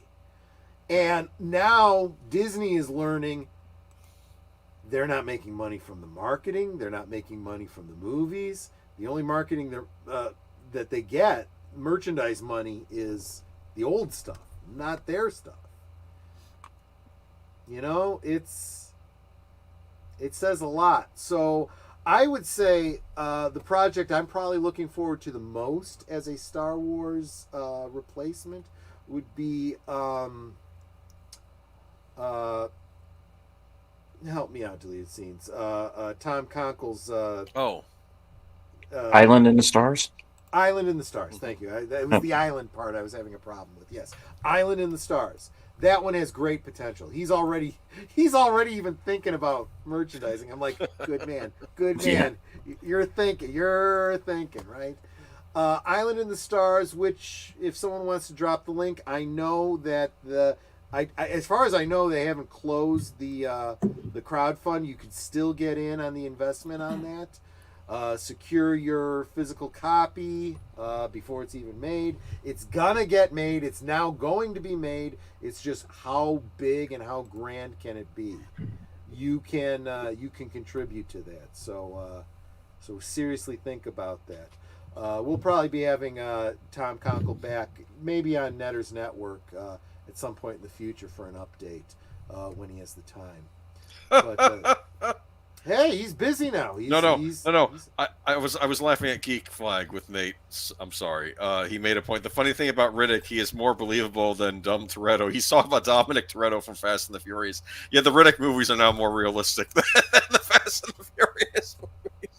Oh, I heard Fast and Furious went to space or something like that. I'm like, I don't know. Fuck? I've watched them all, so I can always tell you what they're about if you're interested. I know what the Fast and Furious is about. It's about family. It's about family. Yeah. This thing about Disney Star Wars is it gave me an appreciation for the You know what? I said the same thing, not only about Star Wars, but I was talking. I don't remember what stream or who I was talking to. I was talking about the Snyderverse, and I said, you know what? The Snyderverse, Man of Steel, made Superman Returns look better by comparison. Yeah. I really did not like Superman Returns, but it's not quite as bad as Man of Steel. You know, I did not dig, date rape, super stalker, but was that stuff added to? Wasn't there an original, an older draft that didn't have any of that stuff about the kid being his and about him having a kid and him stalking Lois? That was added in later, play by Singer, I think.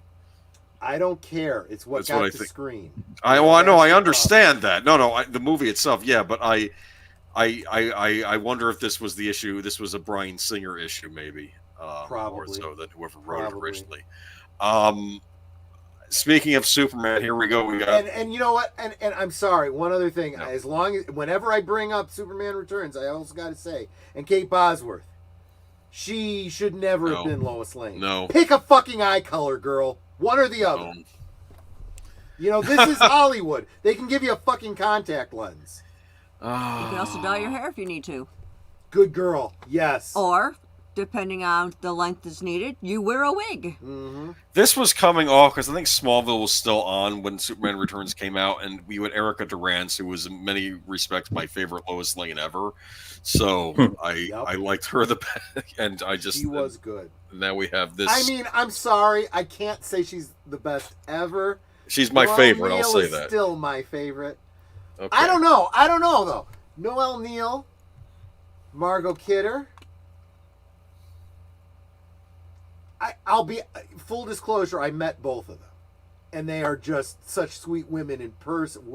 Both of them were such wonderful women in person that it's really hard to separate that. But Kate Bosworth was a cookie cutter stand-in female. You're just the love interest character. She was not Lois Lane, Can I say something? The Old Man Cometh has a thing. He says there are only 3 Superman movies, and they star Christopher Reeve. And I have to say, yeah, they are Superman the movie, Superman 2, and Superman 2 the Donner Cut.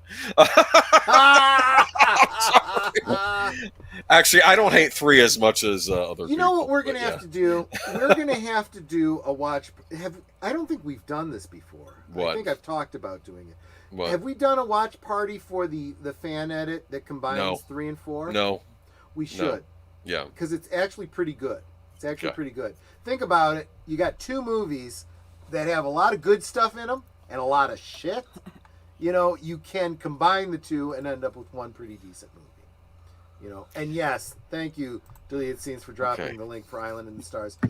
Get over there. Even if you don't feel like you want to contribute, go check out the video over there. See what Island in the Stars is gonna be. It's pretty damn exciting. So we have Dune. Of course, Dune's not exactly new, but we have the new adaptations of that out too. Dune is missing out on the marketing.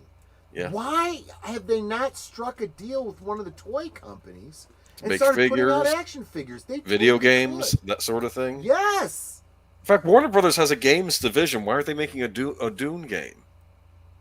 Now, I'm not going to fault Vinny Villeneuve for that. It's not his job. It's no, Warner it's Brothers. not his job. Yeah,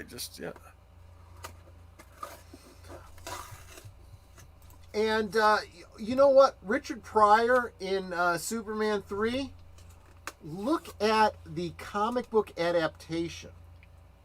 It takes out all of the improv that he did and just plays him as a straight character. Much better story. You know, there's something to be said for comedy in movies, but you got to do it the way the first movie did it, not over the top the way Richard Pryor did. Don't get me wrong. I love Richard Pryor. I love his movies and I love his comedy. It did not belong in a Superman movie. And welcome, Pacific 414. Thank you so much for being here. Dear friend of all of our channels. Super appreciate you being here. Yeah, so when it comes to Dune I'm looking forward to. Ghostbusters has not been ruined. It had a hiccup in 2016, but we can ignore that bump in the road and or multiple bumps in the road. It never happened. It was a whole different universe that was flatly rejected by the fans. They course corrected, and we're back on track. If every one of these other franchises had done the same, they'd be doing well. Talk about marketing. Dude, I've already started getting Frozen Empire toys and role-play stuff, and I'm all set. I really am. They've moved it up. They had originally pushed it out to March, whatever. They've moved it back in by 2 weeks. So, I want to see what they have, other plans they have for Ghostbusters. Weren't they talking about doing like either an animated movie or series too? I heard they were going to be working on that. There was talk about an animated curious series. about that, yeah. But we have not heard enough about it. A lot of speculation. Is this going to be a cartoon version of the characters that we know?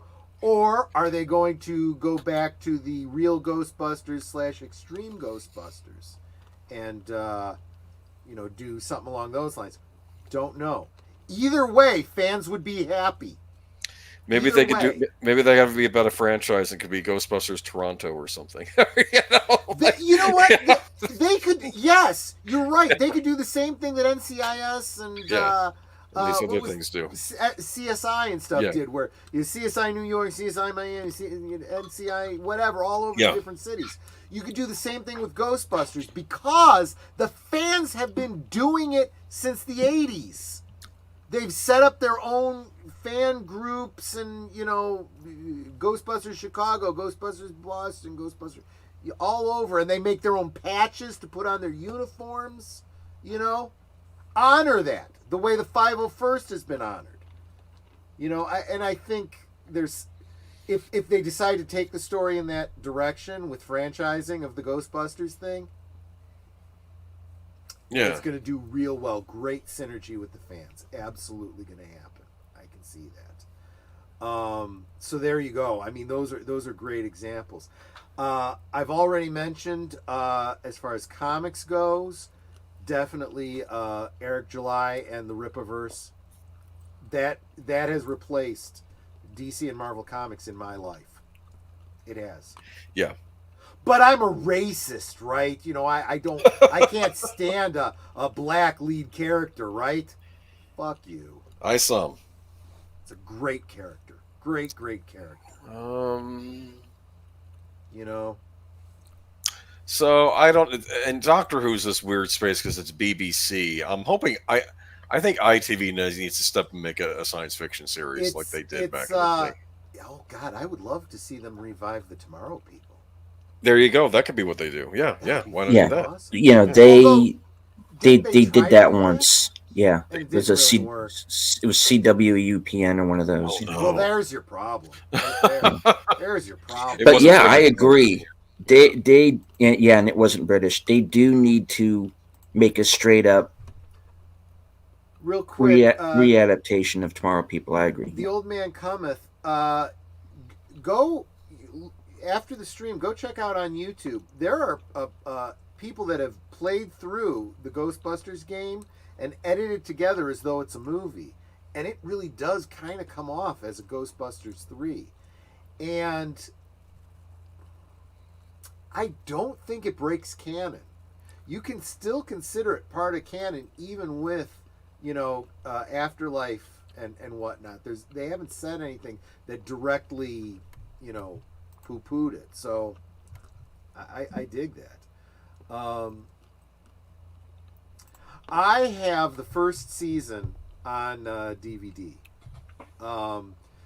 And honestly, as much as I loved it as a kid, it doesn't really hold up as well as an adult. I'll tell you what, that opening theme just gives me all kinds of nostalgia. It's the Tomorrow People theme is every bit as good as the Doctor Who theme, in my opinion.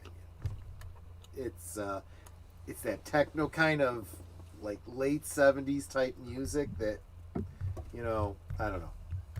Good stuff.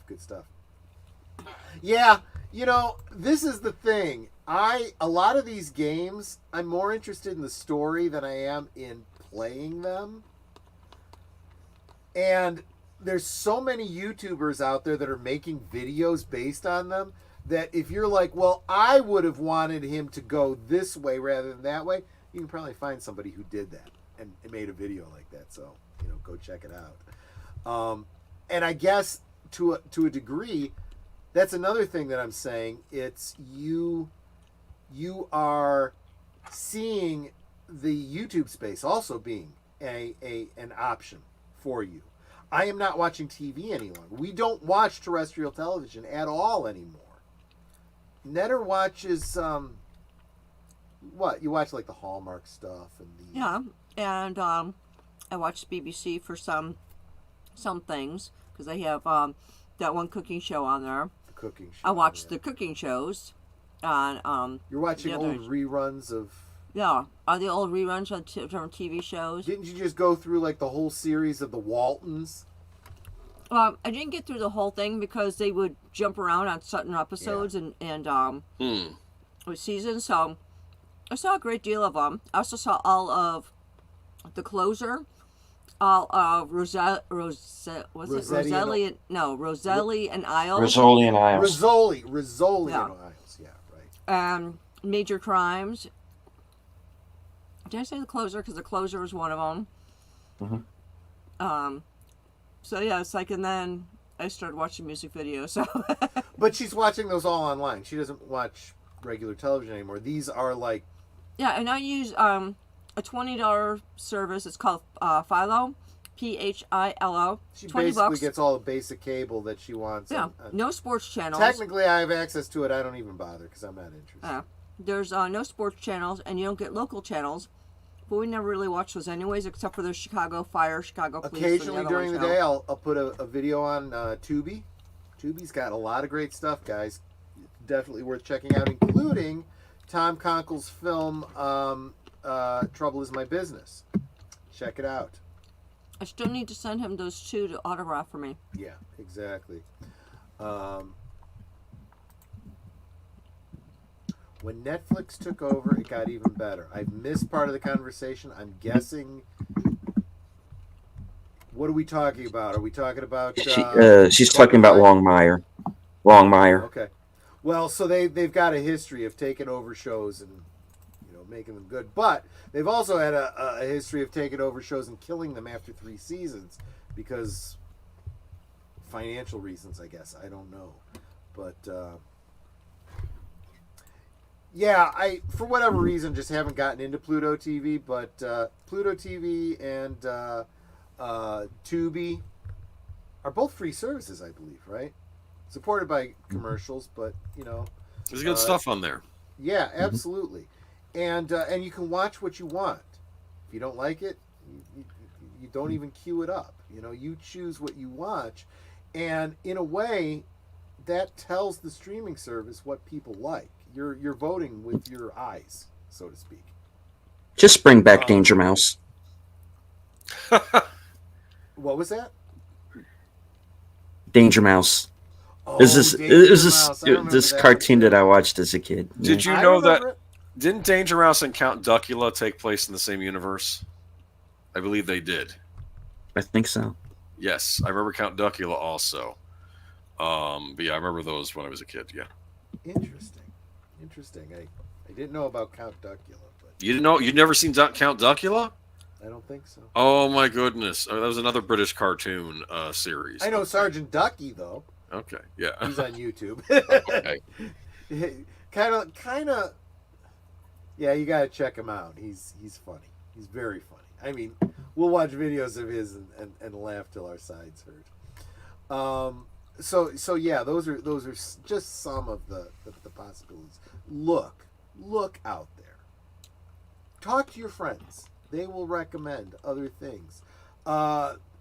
Channels like Mr. Londell's Groovy Movies, Netter's Network's Retro Cinema, Big Al Presents Films with Friends, our Deleted Scenes, Action Theater, Western, what is it called? Western Theater Presents? Western Cinema Presents. Western Cinema Presents, thank you. Are sharing with you these movies that we grew up with and loved that you may not have ever heard of or known about, or you just missed out on. You're like, okay, I'll check it out. A lot of good stuff. And what's great is watching it with the friends. You can chat with them, talk about it. You can talk about it afterwards. You know, we all got the socials, so we can continue the conversation afterwards. Links down below. I've got a group on MeWe for Friday Night Last Call where we can keep these conversations going throughout the week. Also, although I don't have it listed down below, you can find me on Rumble because I do believe there is going to come a day where this channel is going to get yeeted. For all I know, this could be the stream that gets it yeeted.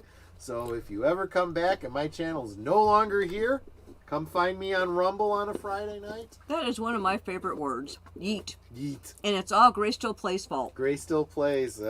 He makes his living playing video games. I love it. Yes, Netflix had Danger Mouse. They had the Tomorrow People. That's where a lot of us in the U.S. Picked up on some of those British shows, but as they saw them, they were Canadian shows. Because Canada obviously played British television, and we contracted with them through Canada. So, but that's how I knew ITV. That's how I knew Thames Production. That's how I knew, remember the what was it, the outro? Dun, dun, dun, dun. Remember that? Dun, dun, dun, dun. Well, in fairness, I it started with PBS, Yeah. and then I saw this stuff starting on Nickelodeon and thought that was pretty cool. But Tripods here in Chicago was PBS. That was, and they only did I can't remember if it was the first book and the second book, and then they never picked up the third book. And I guess I kind of forgot about it until now. And now I could probably find it online somewhere. I heard that Luther was great. If you are a fan of Sherlock Holmes, look into the Jeremy Brett series. Personally, my favorite Sherlock Holmes. Pretty much covered all of the stories that were written by Conan Doyle. And honestly, Brett was the quintessential, in my opinion, Sherlock Holmes. Netter got me the entire. I don't remember if it's DVD or Blu-ray. And I can see it from here, but I can't tell if it's DVD or Blu-ray. Which one? The Sherlock Holmes. Don't worry about it. It's not.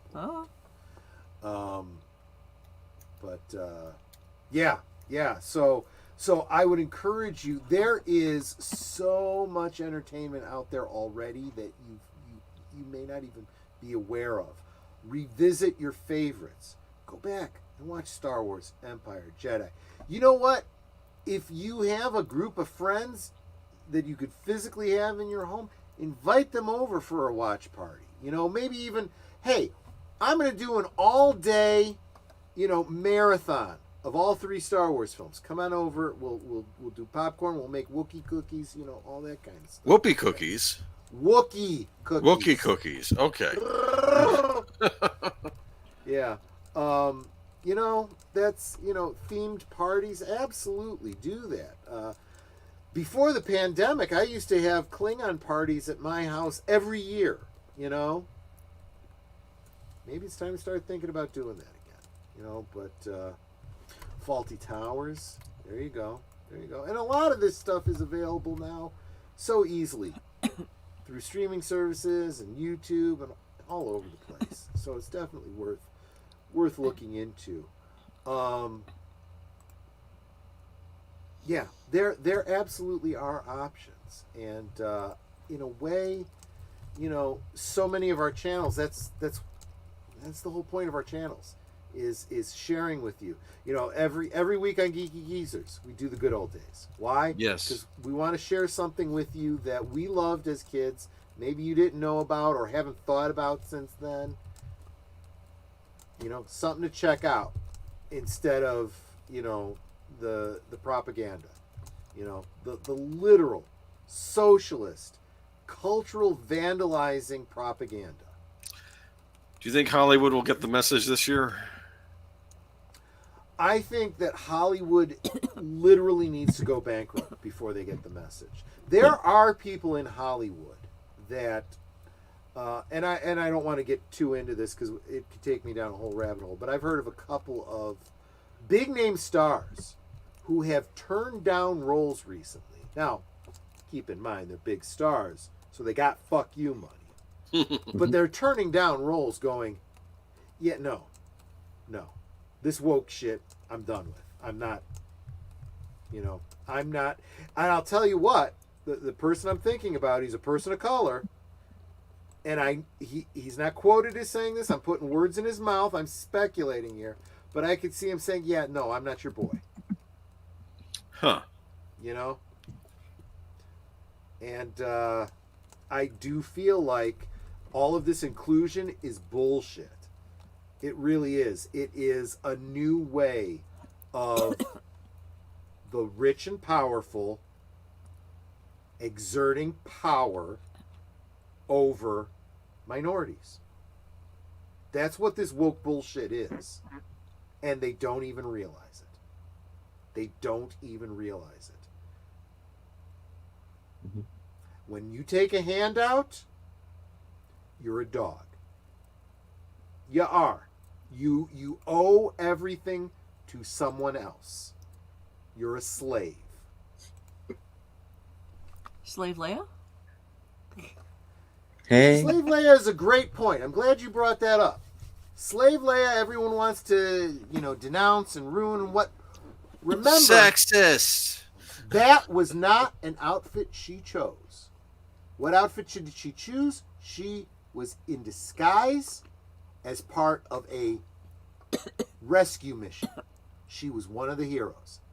She was captured, she was degraded, and she killed her captive with her own chains. That's fucking badass. Yep. Keep it in context, because context matters. And yeah, she looked hot in it. I mean, I'm not gonna she really freaking did. I mean, it's like a dancing girl guys outfit. Can't get though. past that, you know.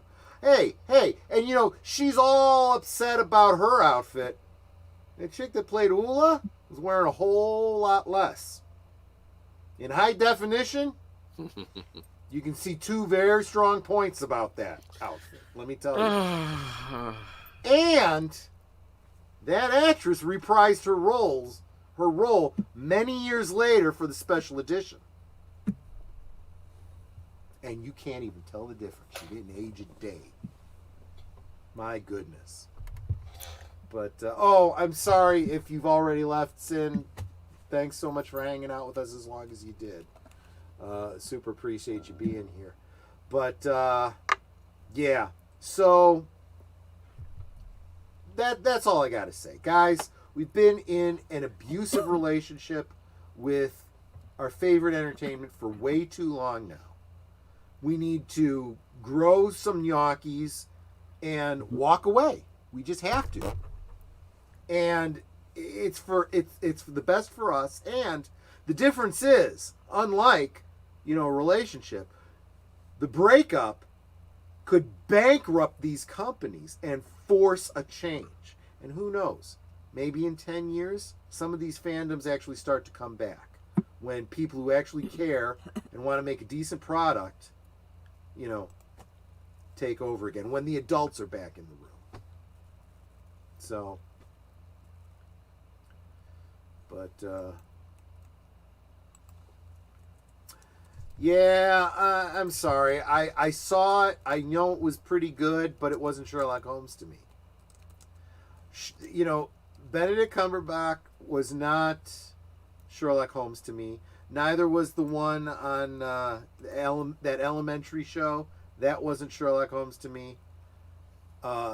Any more than House MD was Sherlock Holmes. You know, it's all of its stories inspired by Sherlock Holmes, but it wasn't Sherlock Holmes. I like Basil Rathbone.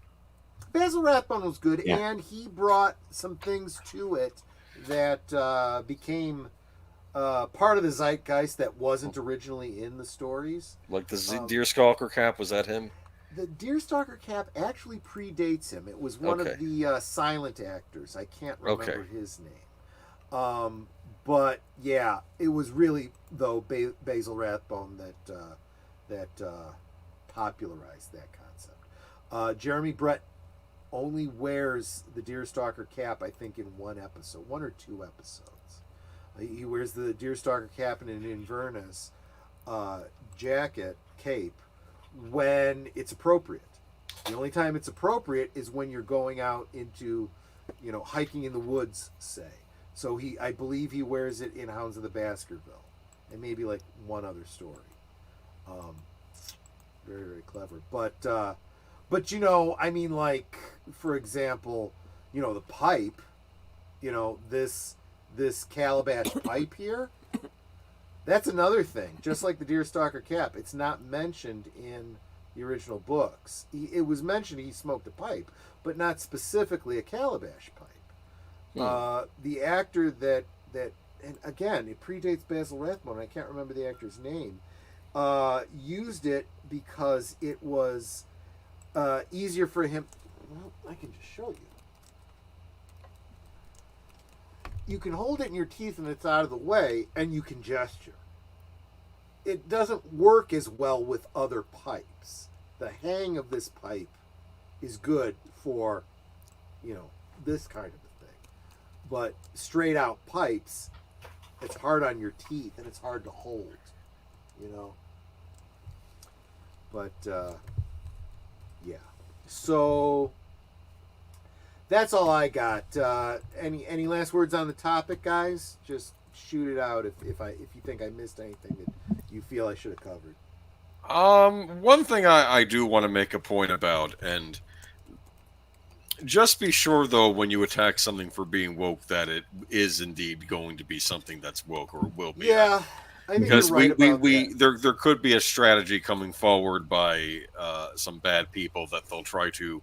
The movies that can't be made woke, Doomcock did a video about it recently. They may just try to put out rumors that they are. So verify. True. That's why we have channels like Midnight's Trust and Edge and other verify, things absolutely. that go to see these things, so you don't have to sometimes, but they'll know and you'll be able to find out if something is or isn't. Sherlock Holmes. Yeah. What about Jeremy Brett? You said who preceded Basil Rathbone. I looked him up. Isn't he the one who came before Basil Rathbone? No, Jeremy Brett No. came later. He was in the what, late 70s? TBS. 80s. Yeah. Okay, never mind. Yeah. I'm looking at these pictures; they're all in black and white. So I'm like, it's this guy. No. I mean, I want to make a point that J.K. Rowling, for instance, J.K. Rowling, and there are people that still hold sway over their own properties, like J.K. Rowling with Harry Potter. You know, she'll whatever goes, she has say in it. I think, right? Usually, but yeah, Right. that's where Absolutely. the problem comes from. And Nintendo's another one of these companies too. So we'll see what happens. Don't allow yourself to become too. Don't become what they claim you are. So what I mean by that is we're starting to get really sensitive about this woke stuff. So if there's a female lead, if there's a person of color in the lead, okay, it's woke. Keep in mind, we've never had a problem with female leads, people of color in leads, you know, Right. whatever. That in and of itself does not make it woke.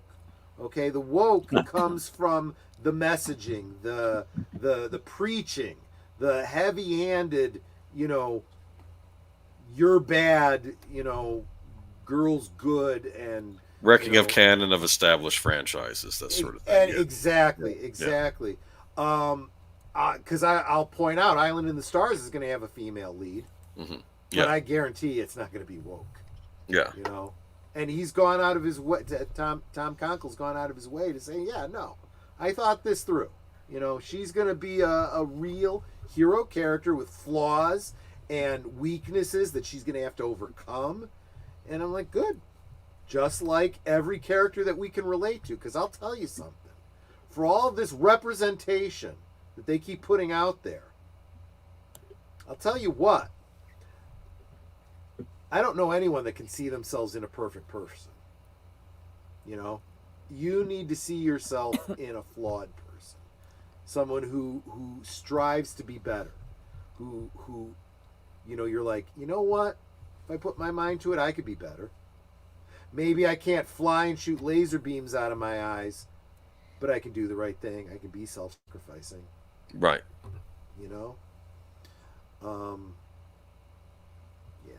Yeah, what do you think, Steven?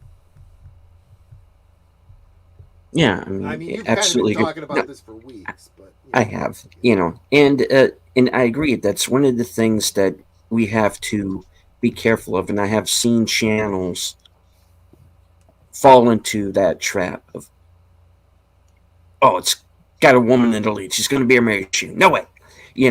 Then you forget. We grew up on Sarah Connor. Yep. Ellen Ripley. Wonder Woman on television. They all got me through puberty. Yeah. Yeah, make women attractive again in entertainment. Please. Crying out loud. Yeah. So it's, strong female characters. Dude, we already had them. They're already there. I'll tell you, this is something else that I've seen some of the female YouTubers talking about. They like to see attractive women. Why? Because they like to think, I'd like to be attractive. I don't want to see my dumpy ass up there making me feel bad. I'd like to see something to aspire to. Gosh, can you imagine a superhero who's like bald white guy in his 50s, overweight, gets out of breath? It would be a comedy. Let's face it, it would be a comedy. This would not be something that would inspire me. Seeing myself on screen would not inspire me. No. I'm just saying, But anyway, we do have to be careful that we not fall into that trap of looking at everything as being automatically woke. Now, when it comes to like Disney and everything, the damn understandable, because they have quadrupled down on that. Yeah. That's the point where I say walk away. Yep. The Doctor Who fans can walk away. Oh, they don't need to see this dreck that they've been fed. However, like I said earlier in the show, they have 50 plus years that they can fall back on. And I'll tell you, it's a lot easier to walk away from stuff that's on streaming services. It is. It's behind a paywall as it is. Yeah. I'm not going to pay for it. Well, I won't. Not everything. Yeah, I know. You can avoid paywalls, You're right, but honestly, I'm not going to bother. It's not worth the bandwidth to me. Free is still too expensive for me. They'd have to pay me to watch. Don't trust me. These things and will maybe be strap free. me down with the eyes open like Clockwork Orange. That's how they get me to watch like the Jodie Whittaker era and stuff. All of these shows all these shows, they'll be dumped on something eventually. Look at some of the stuff that's showing up on Pluto now.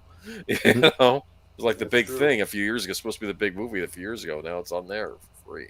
That's true. And this is why I say, even if you think that Andor or whatever was good, how many people saw it? Only the people that subscribe to Disney officially, right? And guess what? The numbers of people subscribing to Disney are going down, down, down, down. So now you're going to do a Mandalorian movie when most of your audience probably hasn't even seen it. They know who Baby Yoda is.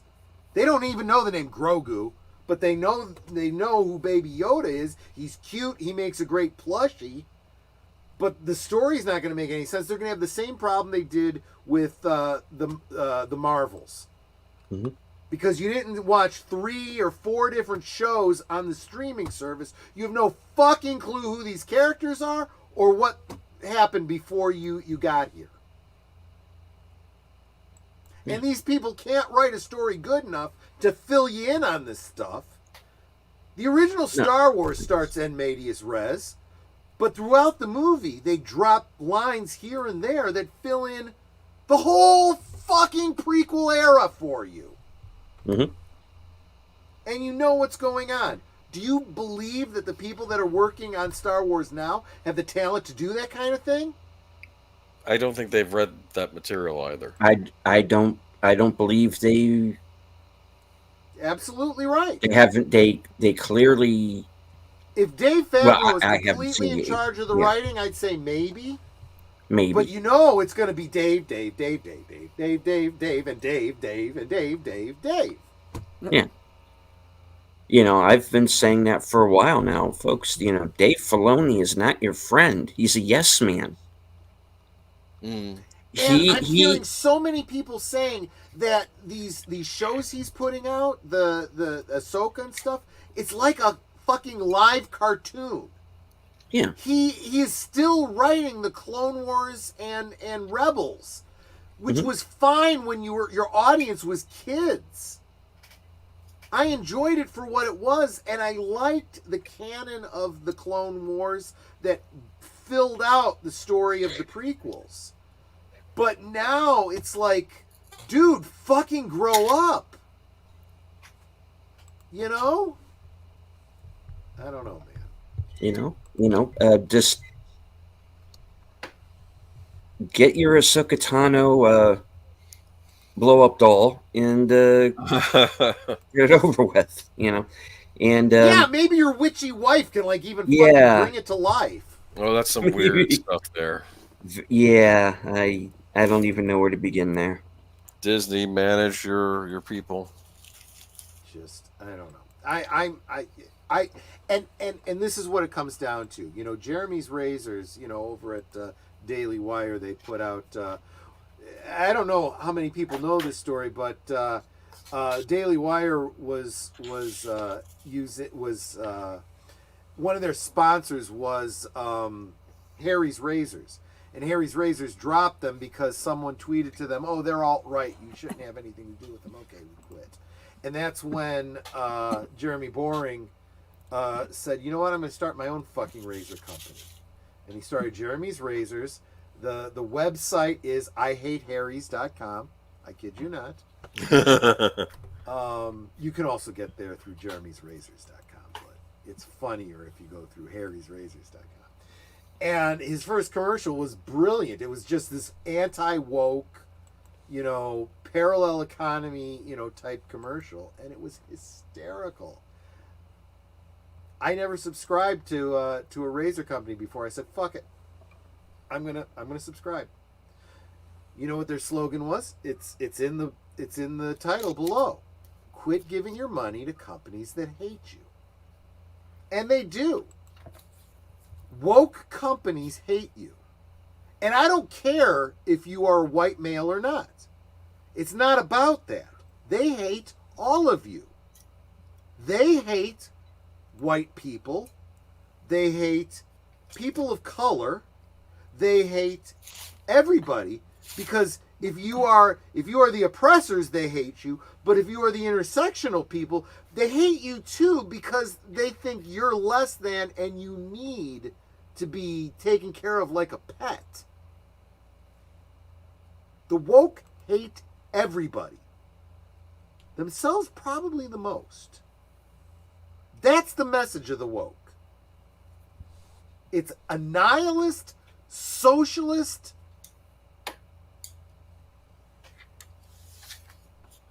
I don't know. I lost the sentence, but I think you get the emotion behind what I'm trying to say. They hate everybody who doesn't think the way they think. Exactly. And that comes from a person of color. Not that it matters, but to the woke it does. Because apparently, the color of your skin makes the truth of what you say more or less valid, apparently. Gosh, I just, I don't know, guys. I don't know. I have gay friends, I have black friends, and I can learn so much from every single one of them.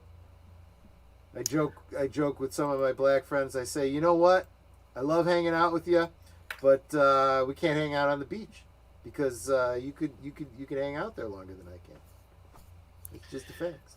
That's biology, man. That's science. That's what SPF something's for, right? Fucking gonna cover myself in the white zinc stuff. Do you remember RoboCop 2 when the woman had to cover herself and it was like that blue stuff because Yes. I'll tell you what, that's good social commentary, right? That's the way you do it. That's the way you fucking do it. That's a. Uh-oh. Did I just offend you? What did I say? Troy, I've never met a transparent person, so we all have color. I hate the term person of color. Oh, yeah. I don't like it either. Unless you're the invisible man, you are a person of color, right? I think that was a term. That's another leftist term, person of color. It is. I made a joke that person name everything and put everything into pigeonholes. Person of color will be considered an offensive term in like 20 years. Like that's what will happen. It's now the PC term, and it's going to be the offensive term in 20 years. Yeah. We got to get over this. It's like I got to walk on eggshells just to say, how do you prefer to be referred to? Do you prefer to be referred to as a person of color or black? Or, well, NAACP. What does that stand for? Can I say that word still? Look, if we're friends, you don't give a fuck, right? Yeah, because, okay, NAACP. The word Negro is in there. Yeah. When was the last... Wait. No, National Association for the Advancement.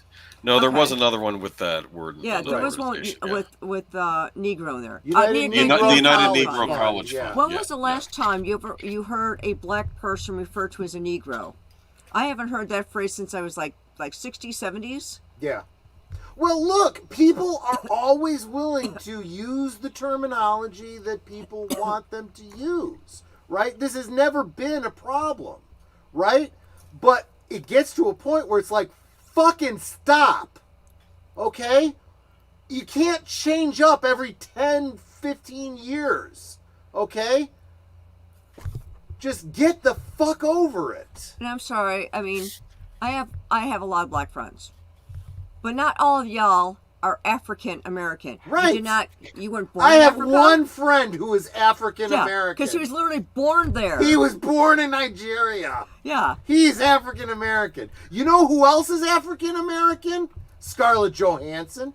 Really? You know who else is African American? Elon Musk. I've heard that, yes. It has nothing to do with the color of your skin, dumbass. In fact, the color of your skin doesn't really matter. Yeah, if you weren't born there, your parents weren't born there, your grandparents were born there, you are not African American. You're American, period. Just, I mean, my mother's from England. I'm not English American. Hell, back in the day, they used to call us colored people. Now they call us, colored people. Now they call us people of color. It's the same damn thing. Damn it, man. I never even thought about that, but you're right. That is a good fucking point. Why is colored people offensive? Why? Why is black offensive? I mean, what you said before was true. It's not really very descriptive. It's probably not the best descriptive terminology, but it's not offensive. It literally is the result of people trying not to offend people. We don't want to call them the N-word. That's bad. So we're going to call them colored people. Oh, now colored people is offensive. We'll call them people of color. I like Continuing Chronicles. I'm a potato. I feel like that most of the time. Yeah, I get that. I just tell people I'm 1/23rd ostrich, and that gives me time to walk away while they're trying to figure out if they're offended. They're trying to wait. Is that something that's even possible? I don't even. Yeah, right. Oh gosh. Although I will say this: if you believe yourself to be Irish, part Irish, or Native American, you might want to rethink that and really dig into your ancestral history. Because there's a lot of people that believe that they have Irish ancestry and Native American ancestry, and it ain't true. Well, in my case it is, because... Well, yours is literal. You can literally point to the person in your family tree that came from Ireland. So that's the kind of thing I'm talking about. I have cousins from Ireland. You know? And my grandfather was Scottish, so, there's that. Yeah, if you could say, my great-grandfather was Cherokee, yep, you definitely have Native American ancestry. But there's a lot of people that believe it, that it ain't true. Just saying. But ultimately, if you ain't all one thing, you're a mutt. And there ain't nothing wrong with that either. It's just what you happen to be. Intersectionality keeps, dividing us down until you eventually get to individuals. And that ain't a bad thing. I would rather judge people individually. Because it makes no sense to judge people as a group. I've got a lot of people here that have been in the chat tonight, people that I interact with in life, that you might consider to be a little left of the, a little left of center, Still great people. They're still not insane, They're not woke commie leftist, So we can't judge everybody with so wide a brush, Let's get back to the time when we could disagree and debate and find a middle ground and walk away friends, We're not there right now, though. You know what? But some of us are. Some of us are. Yeah, I know you are. The others that are, and the others can fuck off until they get their ads I think right. maybe next year we'll see where we are. We'll see what happens after the election, right? That's basically what I want to say is, yes. That's basically what you're saying. I know. Yeah, are we gonna devolve into civil war, or are we gonna have a chance at righting the ship? We'll see. Anyway, let's wrap up this ball of wax. I hope this hasn't been too black pillish. I hope you guys see that there is hope, but the bottom line is you need to decide for yourself, take control of what you consume, take control of your dollar and who you're giving it to. You can make a difference. Make a difference in your own life and what you choose to enjoy and how you spend your time, and make a choice about where your money goes and what you're supporting. Right. And I want to remind everybody real quick that you're dealing with people who think they hold some sort of moral authority over you. But we see what they do when the cameras and the spotlights aren't on them. These people hold no authority over you. You do not have to watch the dreck that they put out year after year. Find something that you like and enjoy it. And if you have to go back 40, 50, 60 years, do so. Yep. Nate is quoting Martin Luther King. We're celebrating his birthday on Monday. Yep. He dreamed of a day when people would be judged not by the color of their skin, but the content of their character. Well, that's a scarier proposition for a lot of people, being judged by the content of their character. Yeah. Let's be honest here. That's what's going on here. This whole idea of maybe giving a job to somebody because they're knowledgeable and they're experienced and they could do the job well, rather than because they fill a checkbox. Because that's really how a lot of these companies have gotten to where they are. You know it's illegal. And you know those cases are now working their way through the court system.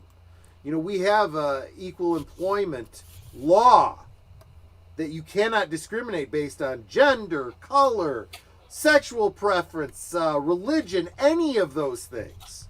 Right. When you decide, you know what, we're going to exclude all the white people, sorry, you're running afoul of the exact same laws. I think it's illegal for them. I think it's illegal for them to ask you what your religion is in an interview, right? That's your business. Yes. Yes, it is. And by law, there has to be an option to opt out. I'd prefer not to say. Right. I'd prefer not to say. Mm-hmm. But I'll tell you what. I'm a pretty open guy, and I'm pretty honest, and I'll check those boxes. If I don't get the job, I'll be happy to walk into the HR department and say, did I not get the job because I'm a Christian? Or is it because I'm white? Or is it because I'm too old? Tell them you're a Pastafarian. Don't even get me started. Don't even get me started. But, yeah. School I went to was inner city Catholic school. I'm sorry, JPRPH1. So the thing with color never entered into our minds. We were all the classes in colors. Yeah, and we never had an issue. Yeah, Catholic school, you all wore the same uniform, right? That's a great way of equalizing everybody. They do that in Japan with their schools. They all wear uniforms. Yeah, and that's their public schools. That's everything. Yes. Yeah. I just say about Catholic school, sorry, because I went 8 years Catholic school. I still have Catholic flashbacks. You know, I flinch when someone hands me a ruler. But anyway, they got rid of that, I think, after the 70s. I'm just saying. Well, you know, and I joke because really it wasn't the rulers. It was the pulling the ear and pounding on your forehead and stuff like that. And grabbing, I forgot when you had tufted hair, pulling on the tufted hair, you know. Although, in all fairness, every time they got pretty rough with me like that, I deserved it. I wasn't paying attention. They needed to get my attention and focus. Was little Troy a rabble-rouser? I was rambunctious. Okay. I wasn't intentionally bad, but I got over-energetic. Well, the trouble Shocking, right? I know. Who would have thought that of me?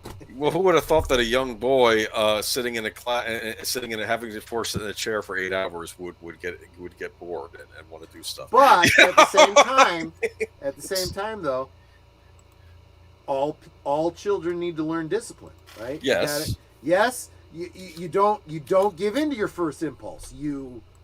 Now is the time to focus, and play is later. And this was back in the days of gym and recess.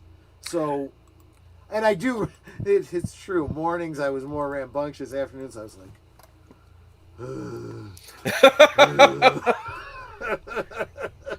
oh, nothing boy, like. Don't give me a reading assignment late in the afternoon. I'd be like.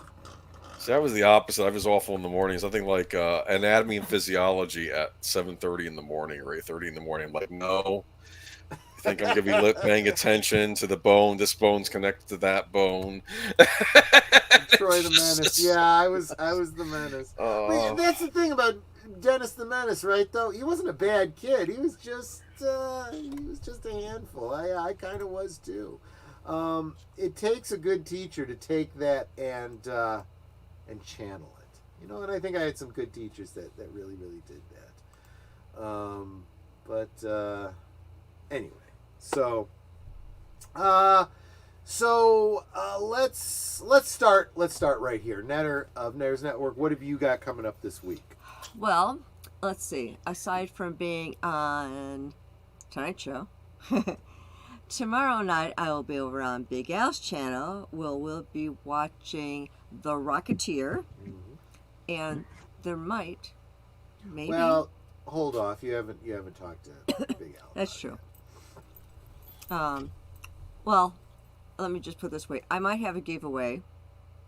I don't know if it's going to be on his channel, but I might have it on my channel that's in relation to The Rocketeer. There you Let's see. Tuesday, I'm going to be over on Deleted Scenes channel for Sparkling 21 as we continue to watch Twin Peaks. What mysteries will await us next? Yep. On Thursday, over on Netter's Network Thursday Things, my special guest next week will be Disney Sheepherder. And let's see. And I just wanted to make sure everyone knows I am still looking for guests for Thursday Things. All of January is filled up, so I'm looking for guests for February and beyond. The show runs 9 p.m. Central, 10 Eastern. It's basically an hour show. We talk about you. We talk about your channel. People get to know you. People subscribe to you. It's a lot of fun. So if you are interested in being a guest on Thursday Things, go to my last Thursday Things, and in the description, you'll find my email address. Send me an email. Put Thursday Things in the header so I know that's what that is, or otherwise I'll think it's just spam mail and delete it. And tell me what Thursday you prefer so I can get you on the calendar. The only requirements is you have your own channel that you are trying to grow with your own content, not somebody else's, because people have tried them. Like, no, I want to grow your content, not somebody else's content. So there's that. And then if I continue to that Saturday, let's see, what do I have coming up? My movie, so that will be on the 20th, will be The Dark Crystal. Oh. That's a classic. Oh, yeah. I see what you're doing there.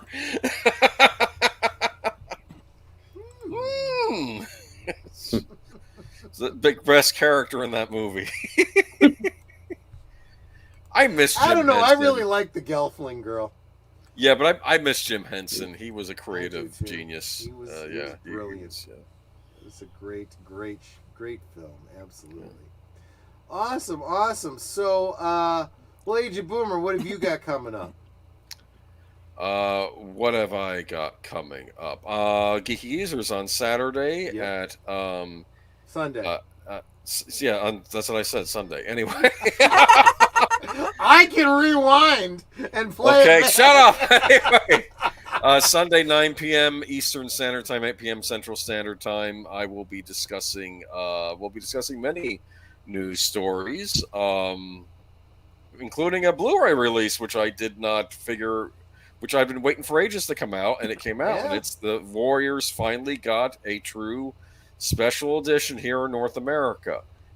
Like with extra features and also the original theatrical version. It only took, 20 plus years, maybe longer, for us to get this, but finally. Yeah. I was angry because Australia got a really nice edition. I'm like, when are we going to get our nice edition? Right. We finally did, so it's available from Arrow. We'll talk about it on Sunday.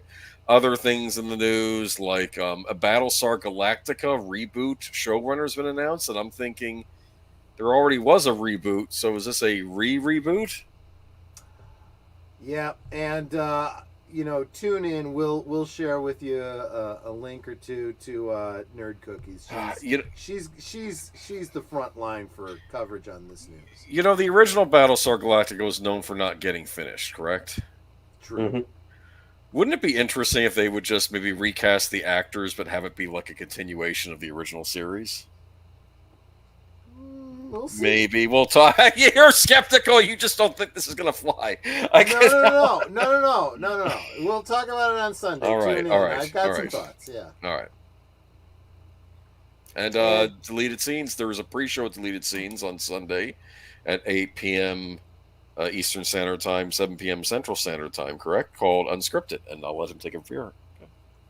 There it is. And it is episode 47. I know. Wow. Thank Coming you up for on 1 year anniversary, aren't you? Getting there. Yeah, getting there. It's going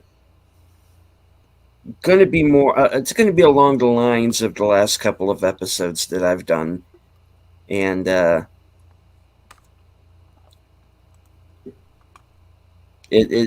call the episode of Matter of Respect, and that's what it is. We're dealing with people who are disrespecting us or taking us for fools on a daily basis, and not just Hollywood, but in other places too.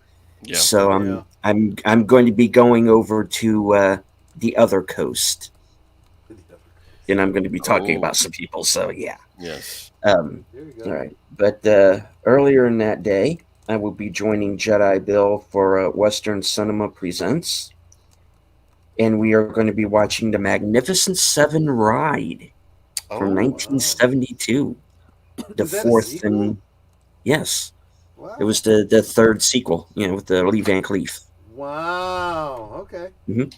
Great actor, Lee Van Cleef. Indeed. And then, of course, later on in the night will be The Other Side of Midnight, and I am going to be joined by Pacific 414, Baron Norman Togg, and if he's back up and around, Cash Money 007. Then, of course, I can't I know I almost hummed it, and I'm like, no, Troy will get a strike.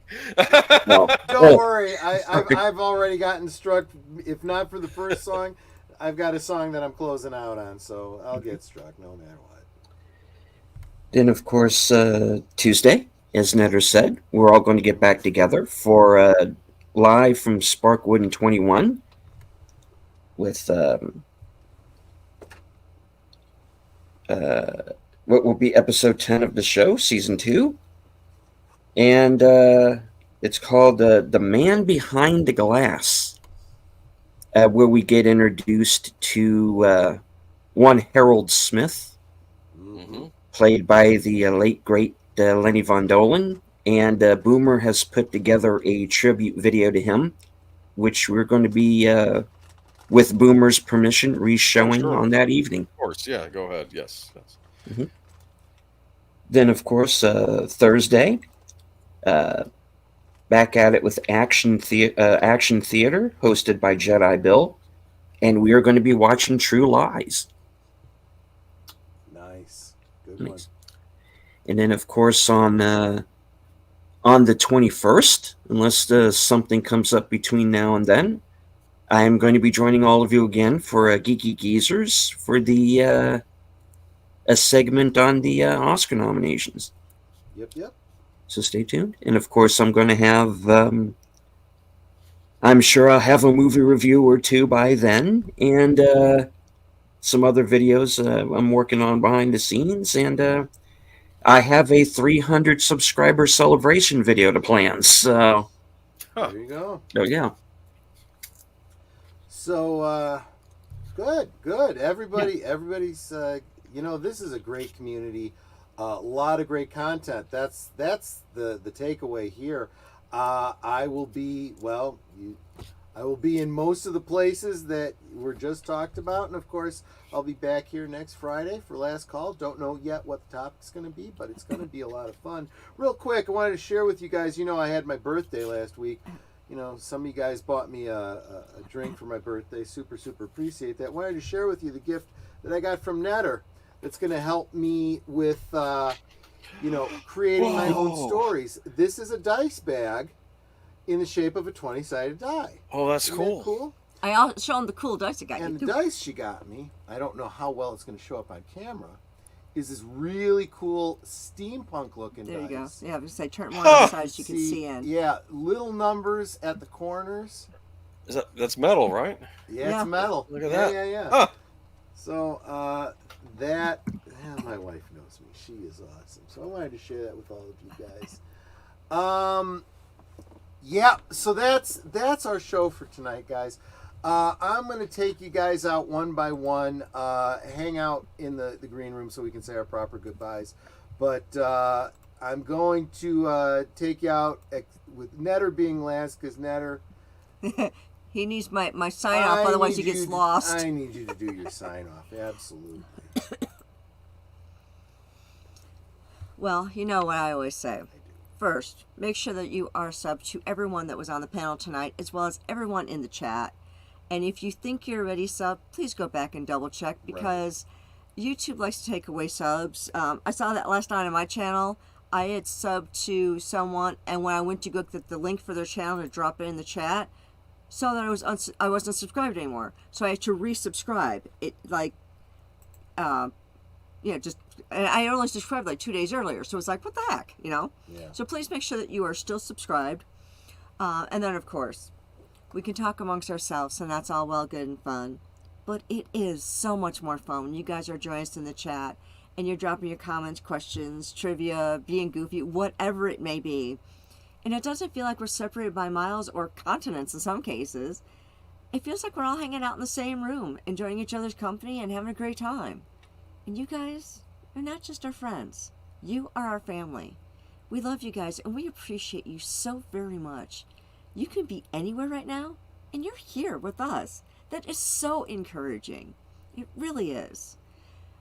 So make sure you take care of yourselves, and God bless. Absolutely. Thanks, Netter. No, she's absolutely right. We say it all the time, but it's really gotten to be where ever since 2020, this has kind of become our social life. And man, I enjoy hanging out with you guys more than some of the crazy wackadoos that are out there. Let me tell you. But yeah, you guys never fail to amaze me. By continuing to come back and put up with my craziness, my songs, singing off key, and seeing what the booze of the week is. Seeing what the booze of the week is, which of course you can absolutely contribute to if you think my streams are maybe a little bit more fun when I've gotten myself good and liquored up. But anyway. Thank you all. I am going to do one more song. I think it's appropriate, again, to the topic that we were talking about.